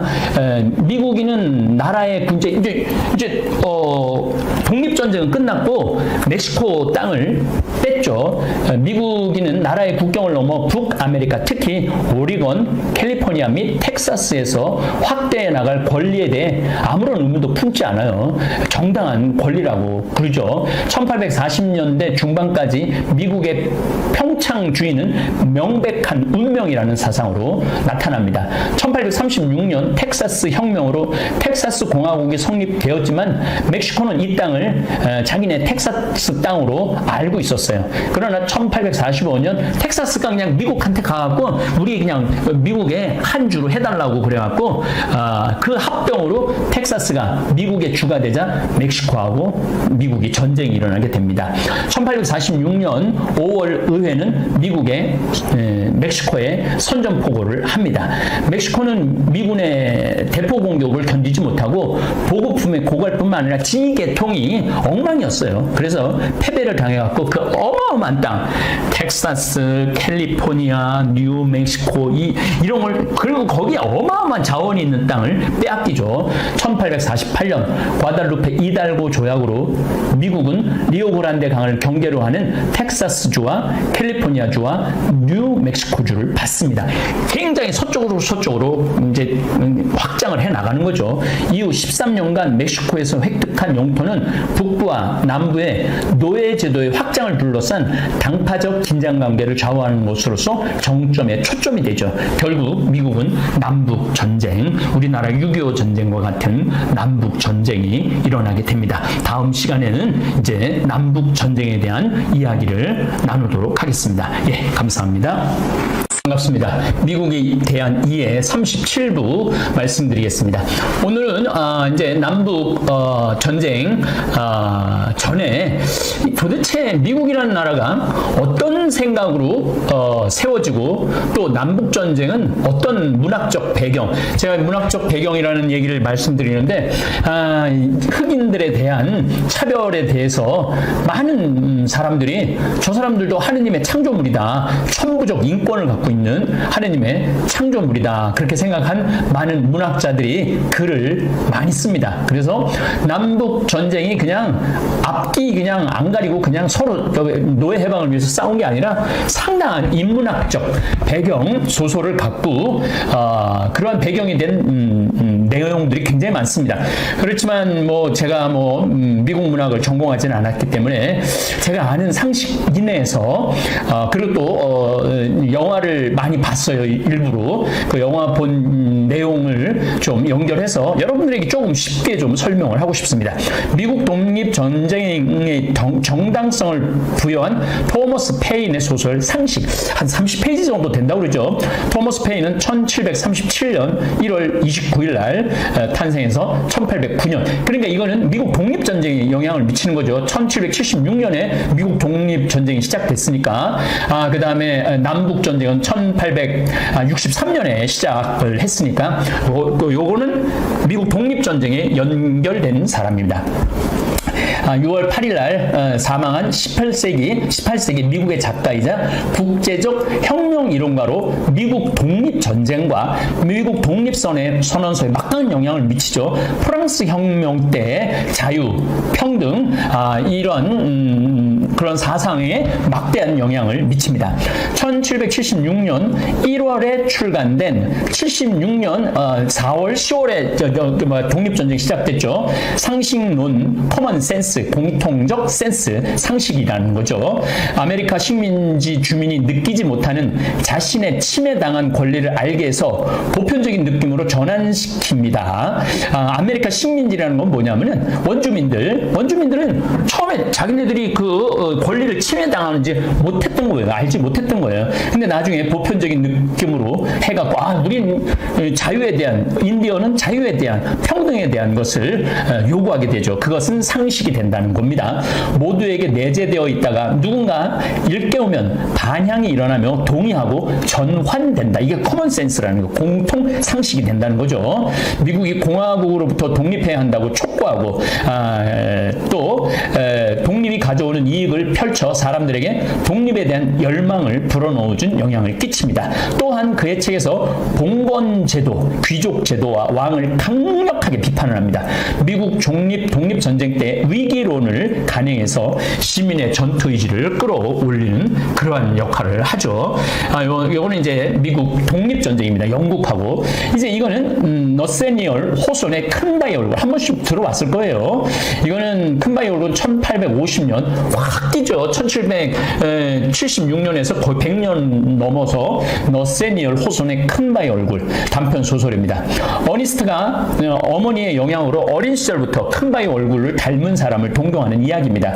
그의 작품에서 많이 보여지는 분위기답게 교훈적 내용을 띠며 막대한 부나 사회적 지위보다 지속적인 자기 성찰이 인간의 위대한 가치를 높인다는 것을 보여줍니다. 나중에 월든 그것도 좀 설명을 드리겠지만 요 시기에 미국 사람들이요 굉장히 이제 독립을 했고 이제 자기네들이 굉장히 이제 잘 살게 됐고 서구 개척 시대로 하면서 질문하기 시작해요. 제가 창세기 때 질문하는 인간이라고 그랬잖아요. 어떻게 사는 게 정말로 사람답게 사는가? 어떻게 사는 게 하느님 뜻에 맞게 사는가? 질문하는 소설들이 굉장히 나옵니다. 너세니얼 호손의 주홍글씨 많이 들어봤을 거예요. 주홍글씨는 미국의 소설입니다. 미국 소설가 너세니얼 호손의 대표작입니다. 1850년에 발표됩니다. 세무서에서 근무하다가 실직한 호손이 배우자의 격려를 받아서 쓴 소설이라고 알려져 있습니다. 청교도 신자 호손의 죄와 인간의 위선에 대한 통찰력이 담겨 있습니다. 보스턴을 배경으로 청교도 목사 딤즈 데일의 죄책감과 그와 가늠한 헤스터의 순수한 마음을 대비시켜서 17세기 미국 청교도들의 위선에 대해서 말하고 있습니다. 또 실질적으로 청교도들이 마녀 사냥, 마녀를 불태우는 게 싫어갖고 유럽에서 종교의 자유를 찾아서 갔는데 이 청교도들이 또 미국에서 마녀 사냥을 해갖고 한 300명 정도를 불에 태워 죽이죠. 그것도 나중에 여러분들하고 이야기하도록 하겠습니다. 가늠한 헤스터에게 가슴에 A자를 새겨줘요. 가슴에 이게 간음녀라는 그런 표시로 붉은 낙인을 찍는다는 설정에서 붉은 낙인 주홍글씨는 인간을 얽매는 굴레를 뜻합니다. 어디선가 한 번씩 여러분들 들어보셨을 거예요. 근데 이러한 것들이 미국 사람들의 양심으로 드러나기 시작하는 거죠. 사실은 미국은 굉장히 건강한 이 전 세계의 민주주의라는 대통령이라는 이 투표로 국민들이 투표로 대통령을 뽑는다는 아주 독특한 그러니까 여러분들 생각해 보세요. 왕정 시대, 신정 시대, 그다음에 봉건제도 시대 이걸 다 깨부수고 국민을 위한 국민에 의한 이런 것들이 나오기 시작하는 거죠. 그래서 국민을 굉장히 중요시 여기는 민주주의가 탄생을 하죠. 톰 아저씨의 오두막은 미국 사실주의 작가이자 노예제도 반대자인 해리엇 비처 스토어 1811년부터 1896년까지 산 사람이죠. 1852년에 발표한 대표작이 엉클 톰스 캐빈, 엉클 톰 아저씨의 오두막입니다. 이 소설은 노예제의 비참함을 자세하게 묘사하고 있어 노예제 반대론자와 찬성론자 간의 평가가 극단적으로 갈라집니다. 반대론자들은 노예제의 비인간성을 고발하는 소재가 되었고 찬성론자들에게는 편견으로 가득 찬 책이었습니다. 노예제도를 찬성한 사람들은 엉클 톰의 아저씨 오두막 이게 완전히 편견으로 가득 찼다고 그랬죠. 폭력에 반대하다가 악마 같은 노예주 레글리에게 구타당한 톰이 비록 나의 몸은 당신에게 팔려왔지만 이 흑인이 하는 얘기예요. 백인한테 내 영혼만은 하느님의 것입니다 라고 외친 선언은 노예제도를 반대하는 작품의 성격을 잘 설명해 주죠. 미국 소설로는 처음으로 100만 권 팔린 베스트셀러가 됩니다. 그러니까 1850년도니까 1852년에 발표됐으니까 이때 북군 보스턴, 뉴욕 이쪽은 한 1200만 명 정도, 남군 한 800만 정도, 그래서 한 2000만 명 정도 미 대륙에 살았었는데 2000만 명이 100만 권이 팔렸다고 그러니까 이거는 뭐 완전히 정말 사람들의 생각을 바꿔줄 수 있는 그러한 책이 되죠. 이때 미국 인구는 2000만 명 정도 됐습니다. 20명 가운데 한 사람이 읽은 거죠. 특히 북부에서는 대성황을 이룹니다. 그래서 북부에서 노예 해방이 쉽게 먹혀든 거죠. 이 바로 해리엇 비처 스토라는 대단한 작가가 그런 정신적 바탕을 준 거죠. 이 소설을 두고 시인 랭스터 휴즈라는 시인은 이 소설을 두고 미국 최초의 저항 소설이라고 불렀습니다. 국가적 시대, 우리 뭐 옛날에 뭐 태백산맥, 뭐 아리랑 뭐 그런 거에 비견되는 책이라고 볼 수 있죠. 라는 잡지에 처음으로 연재되었던 첫 장편 소설이었죠. 1850년에 발표된 도망노예 단속 법안과 노예 제도에 대한 반발로 쓰여진 겁니다.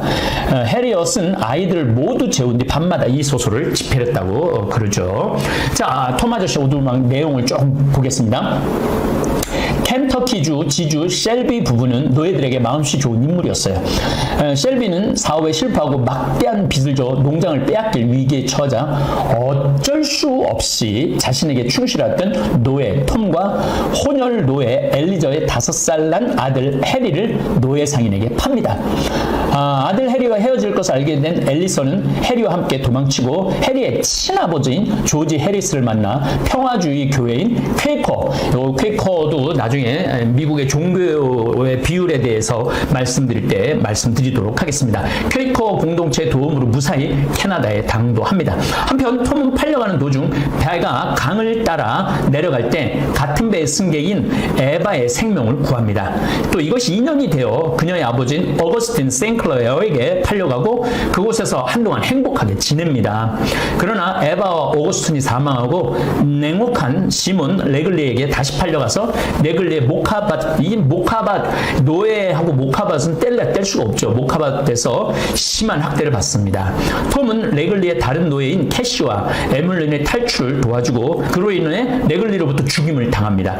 톰이 죽기 직전 톰의 원래 주인인 셸비 부부의 아들 조지는 톰을 다시 사들이려고 찾아오지만 톰은 결국 사망합니다. 조지는 켄터키 본가로 돌아가 노예들에게 톰의 희생에 대해 알리고 모든 노예들을 풀어주죠.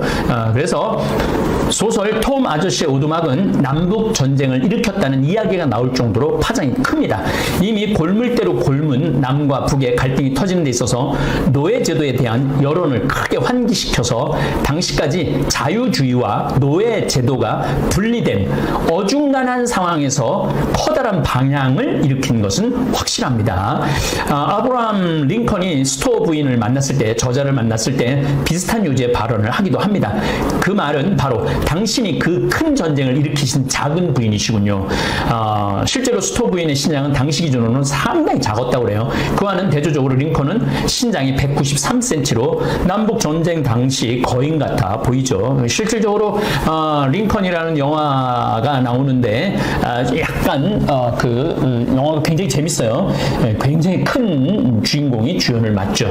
톰 아저씨의 오두막의 영향력. 소설의 내용상 비교적 인간적으로 노예들을 대하는 노예주들도 재정 문제 등의 현실적 한계 때문에 결국 자신의 의지와는 무관하게 노예들을 가혹한 운명으로 몰아넣는다는 것에서 개인적인 선량함의 한계를 지적하고 노예 제도의 가혹함이 구조적인 문제, 그러니까 이제 전쟁을 일으킨 구조적인 문제라는 것을 드러내고 있습니다. 예를 들어서 셸비 가족은 재정적인 문제 때문에 톰과 일라이저를 팔아야 했고, 세인트 클레어 가족은 갑작스럽게 주인 부녀가 죽음을 맞이한 탓에 톰을 제대로 도와주지 못합니다. 결국 옹호란 자들이 말하는 인간적인 노예 제도를 시행하는 주들도 있었죠. 북부주가 많이 흑인들을 자유를 많이 줬죠. 그 대신 남부는 면화, 사탕수수 이런 것 때문에 풀어줄 수가 없어요. 대규모 농장을 운영했기 때문에. 그래서 이 논제를 부정하지는 않지만 노예 제도는 개인의 인성으로 해결될 수 없는 구조적인 문제를 가져오고 있으므로 이 제도가 정당화될 수 없다는 것을 면밀하게 주장을 하는 거죠. 그래서 노예 제도는 폐지돼야 된다, 이 얘기입니다. 소로, 이 유명한 사람이죠. 소로의 낭만주의 책 월든. 초월주의자였던 소로, 1817년에서 1862년 그의 대표작 월든. 환경운동하는 사람은 한 번씩 다 읽어봤을 거예요. 저도 읽어봤는데 아주 자연의 아름다운 신비함을 잘 그려낸 책이죠. 무려 170년 전에 이런 글을 썼다는 게 놀라울 정도죠. 1854년에서 당대 급부상하던 산업주의, 물질주의에 대항한 적극적인 문학적 시도를 보여주고 정신적인 자연생활의 중요성에 대한 깊이 있는 문학적 성찰을 보여줍니다. 그의 급진적인 글쓰기는 미국인의 성격에 내재하는 뿌리 깊은 개인주의 성향을 표현하고 있죠. 그리고 결국은 월든이라는 호수에 가서 혼자 살죠. 미국 낭만주의를 대표하는 에런 포, 1809년에서 1849년, 오래 살지 못했습니다는 시 에런 포라는 얘기가 에드가 에런 포라는 얘기 많이 들었을 거예요. 단편소설, 추리소설, 평론 등 다방면에서 특출하고 독보적인 문학세계를 그려냅니다. 에드거 앨런 포와 그의 작품은 미국 문학뿐 아니라 전 세계에 영향을 미칩니다. 이게 독립한 지 100년밖에 안 된 나라가 문학적인 영향을 미치기 시작하는 거예요. 그러니까 미국의 문화가 굉장히 높은, 물론 이제 히스패닉과 흑인의 차별적인 그런 것도 있지만은 그래도 나름대로 정신적인 지도자들은 굉장히 문학 작품에 많이 썼고 인본주의에 많은 신경을 썼다는 거죠. 우주론과 암호학 같은 문학 외의 분야에서도 직간접적인 영향을 미칩니다. 포의 작품들은 오늘날 문학, 음악, 영화를 막론하고 여러 대중문화에서 접할 수 있으며 그의 여러 채가 박물관으로 지정 운영되고 있습니다. 그러니까 에드가 앨런 포가 굉장히 유명한 사람이에요. 전미 미스터리 작가상은 미스터리 장르의 포가 남긴 족적을 기념하기 위해 매년 에드거상이 생깁니다. 포우는 그의 뒤를 이은 인간 심연의 암흑세계에 대한 문학적, 철학적 통찰을 보여주었고, 이는 호손과 멜빌이라는 사람, 굉장히 중요한 사람이에요. 멜빌의 어두운 로맨스 문학에 큰 영향을 줍니다. 그의 미와 비청산, 괴기와 공포에 대한 탐구는 후대의 많은 문학가들의 영향을 미치죠. 자, 이제 우리는 이 사람은 다 알 거예요. 마크 트웨인의 허클베리 핀의 모험, 톰 소여의 모험 다음으로 출간된 책이죠. 그런데 톰 소여는 조금 자유를 갈망했지만 허클베리 핀의 모험은 흑인의 자유를 함께 다뤘기 때문에 제가 선택을 했습니다. 허클베리 핀의 모험은 1851년 늦여름 미시시피강 증기선을 보며 남미를 여행할 꿈을 꾸는 남루한 차림의 소년 허클베리 핀과 흑인 노예 짐의 모험이 시작됩니다. 여러분들 유튜브를 통해서나 또 넷플릭스를 통해서나 다른 텔레비전을 통해서 오늘 이 토요특강 듣는 날은 허클베리 핀의 모험을 한번 보시면은 엄청나게 여러분한테 도움이 될 겁니다.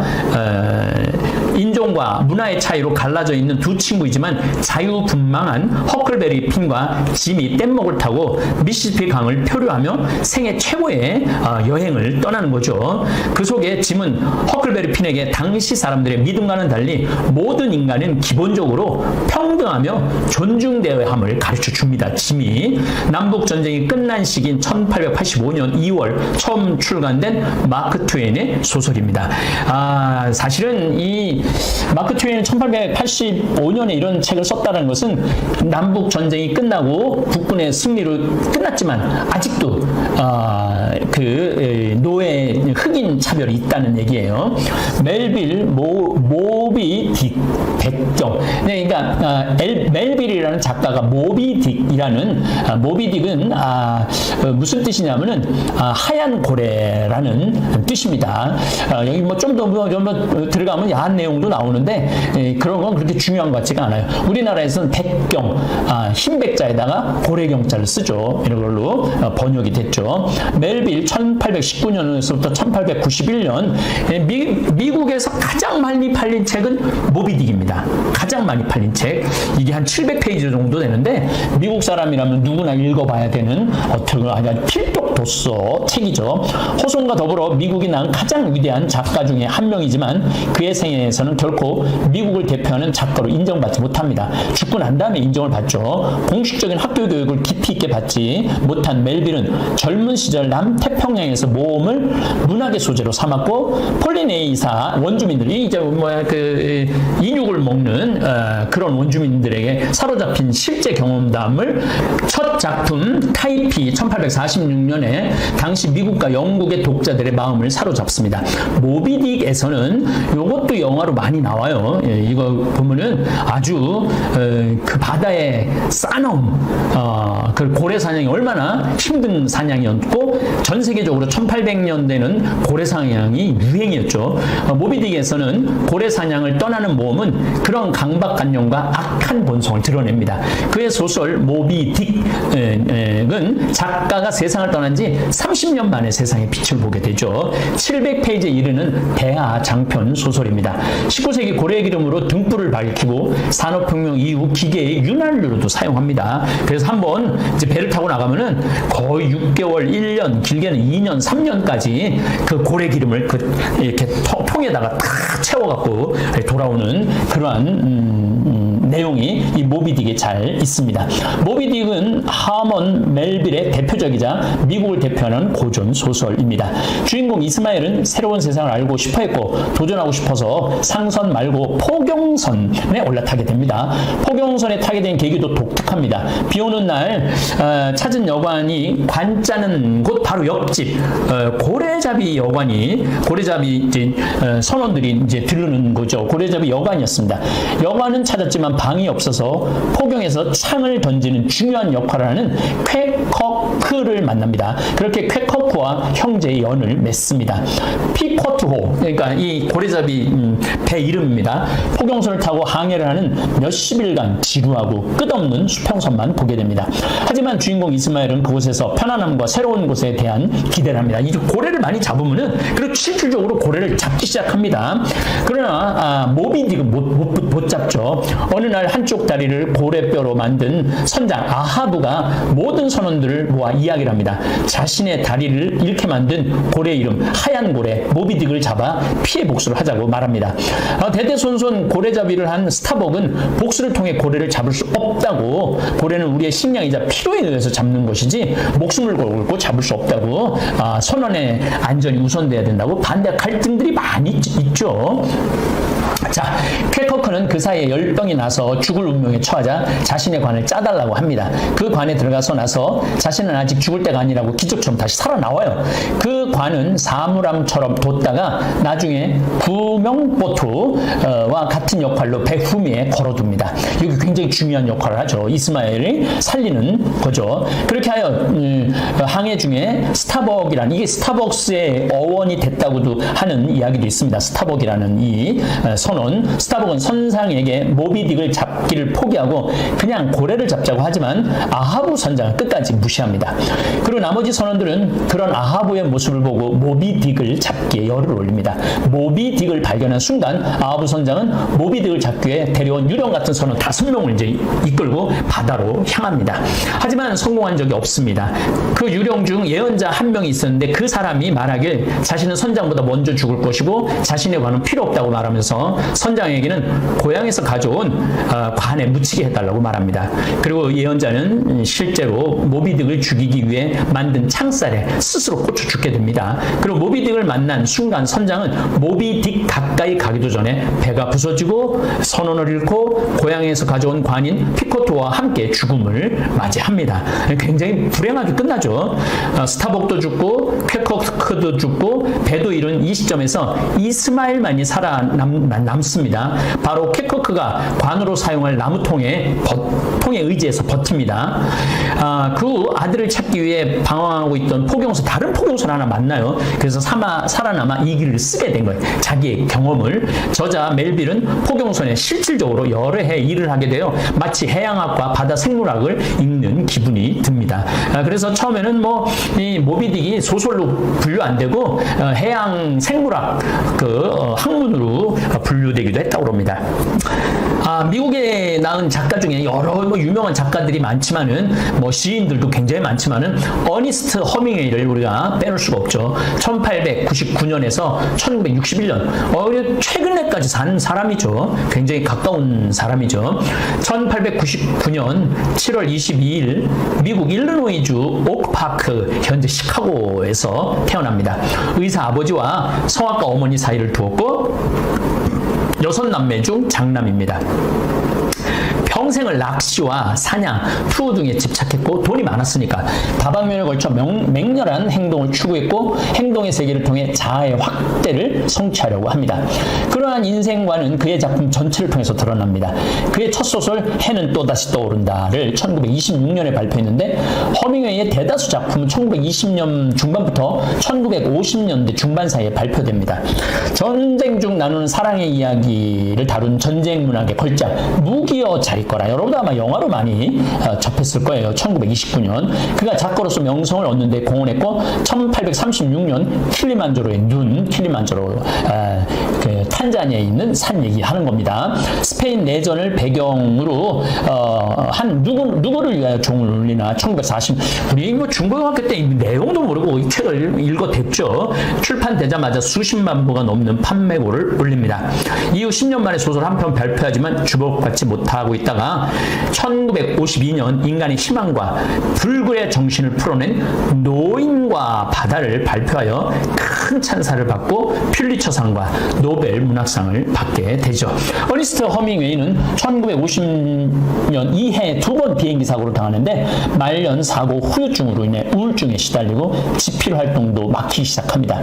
하지만 행동의 규범에 철저한 만큼이나 죽음과 대결하는 삶의 성실성과 숭고함을 작품에 투영하려 노력합니다. 많은 부모님들이 이런 기대를 한 번쯤은 품어보셨을 겁니다. 나이가 들면 그래도 자식이 나를 좀 더 존중해 주겠지.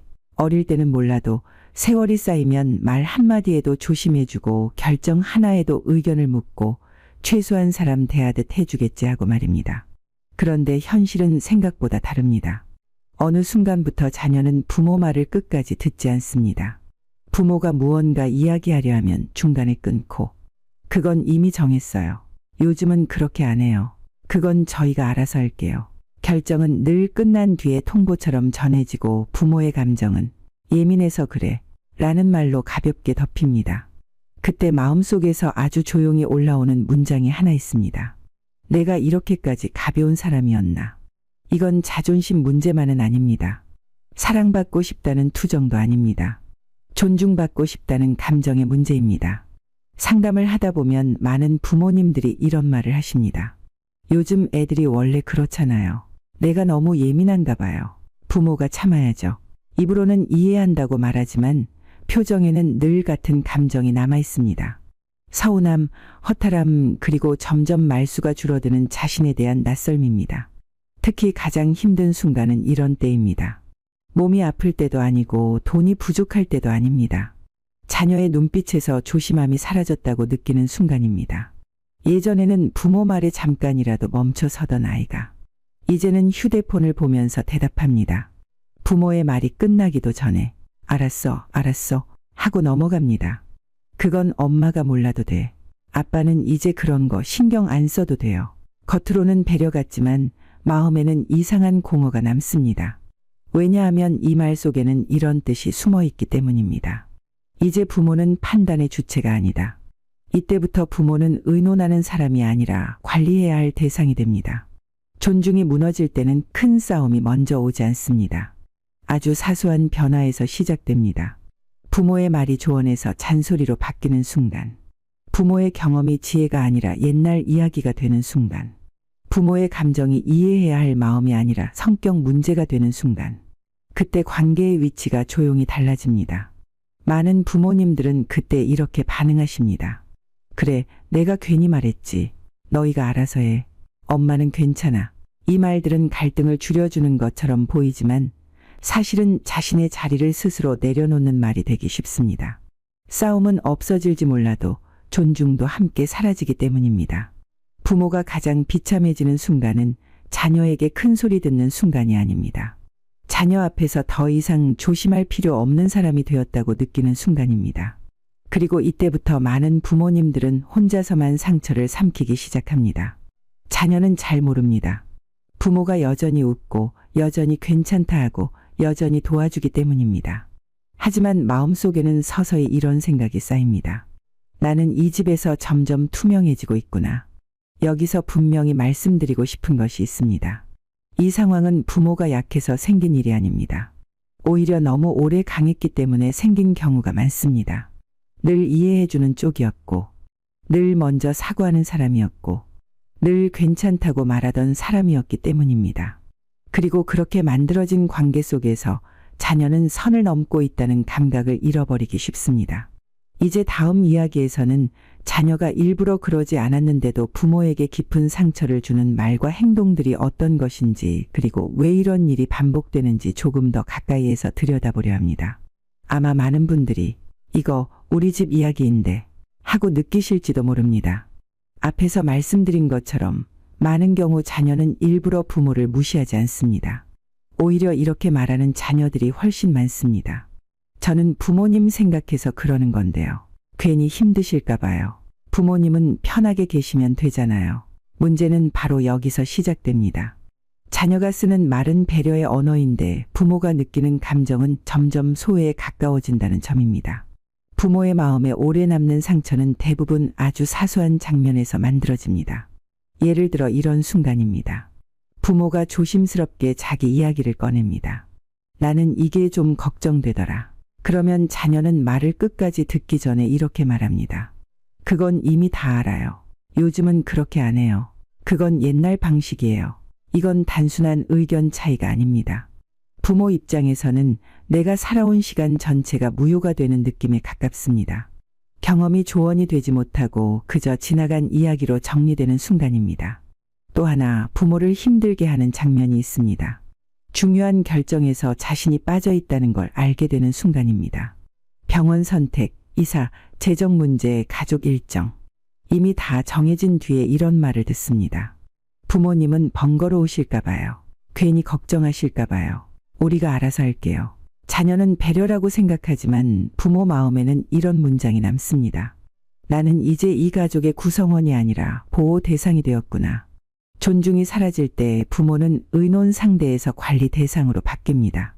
이 변화는 아주 조용히 그러나 아주 깊게 진행됩니다. 그리고 많은 부모님들이 가장 아파하는 말이 하나 있습니다. 부모가 용기 내서 서운함을 말했을 때 돌아오는 이 말입니다. 왜 그렇게 예민하세요? 별일 아닌데 왜 그래요? 그건 엄마 생각이잖아요. 이 말은 갈등을 줄이는 말처럼 들리지만 사실은 감정을 지우는 말입니다. 부모의 마음을 느낌이 아니라 문제로 만들어버리는 순간입니다. 이 지점에서 특히 어머니들이 더 깊이 다치는 경우가 많습니다.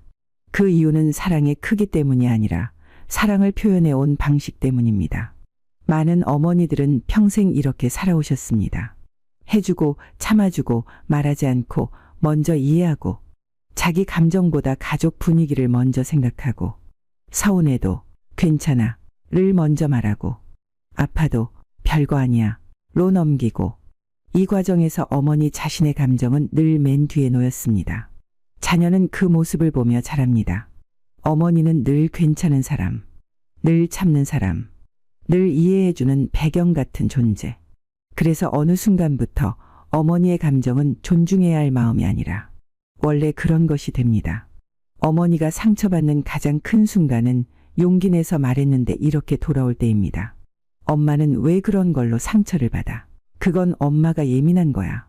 그런 뜻 아니었어. 이 말이 반복되면 어머니는 깨닫습니다. 아, 내 마음은 여기서 중요하지 않구나. 여기서 꼭 짚고 가야 할 사실이 하나 있습니다. 이 모든 상황의 원인이 자녀의 인성이 나빠서인 경우는 생각보다 많지 않습니다. 대부분은 부모가 오랫동안 만들어온 관계의 구조 때문입니다.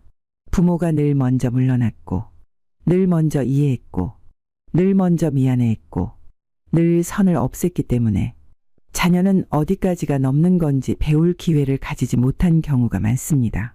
존중은 사랑의 양으로 만들어지지 않습니다. 관계에는 반드시 경계가 있어야 존중이 유지됩니다. 그리고 그 경계는 말이 아니라 태도로 만들어집니다. 그래서 나이가 들어도 자녀에게 끝까지 존중받는 부모들을 보면 공통점이 있습니다.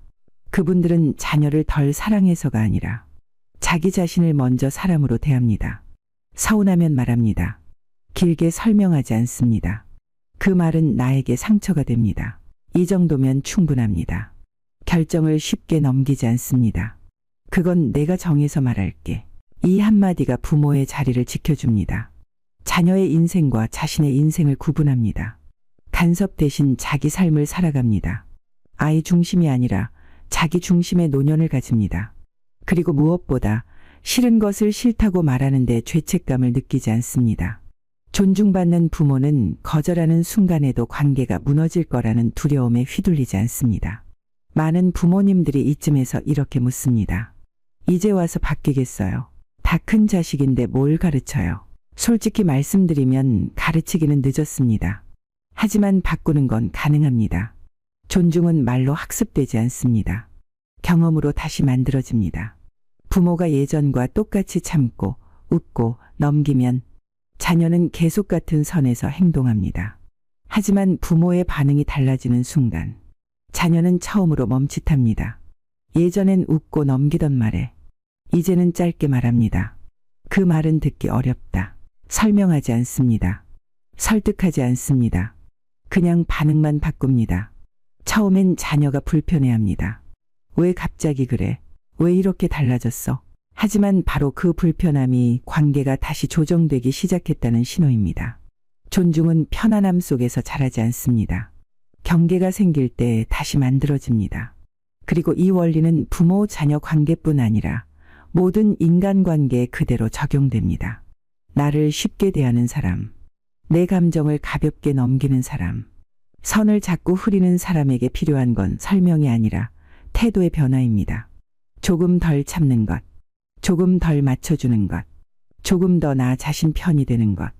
그때부터 사람들의 태도는 아주 서서히 그러나 분명하게 달라지기 시작합니다. 오늘 이 이야기가 오래 참아온 부모님들께 이제는 달라도 된다는 작은 기준 하나가 되었기를 바랍니다.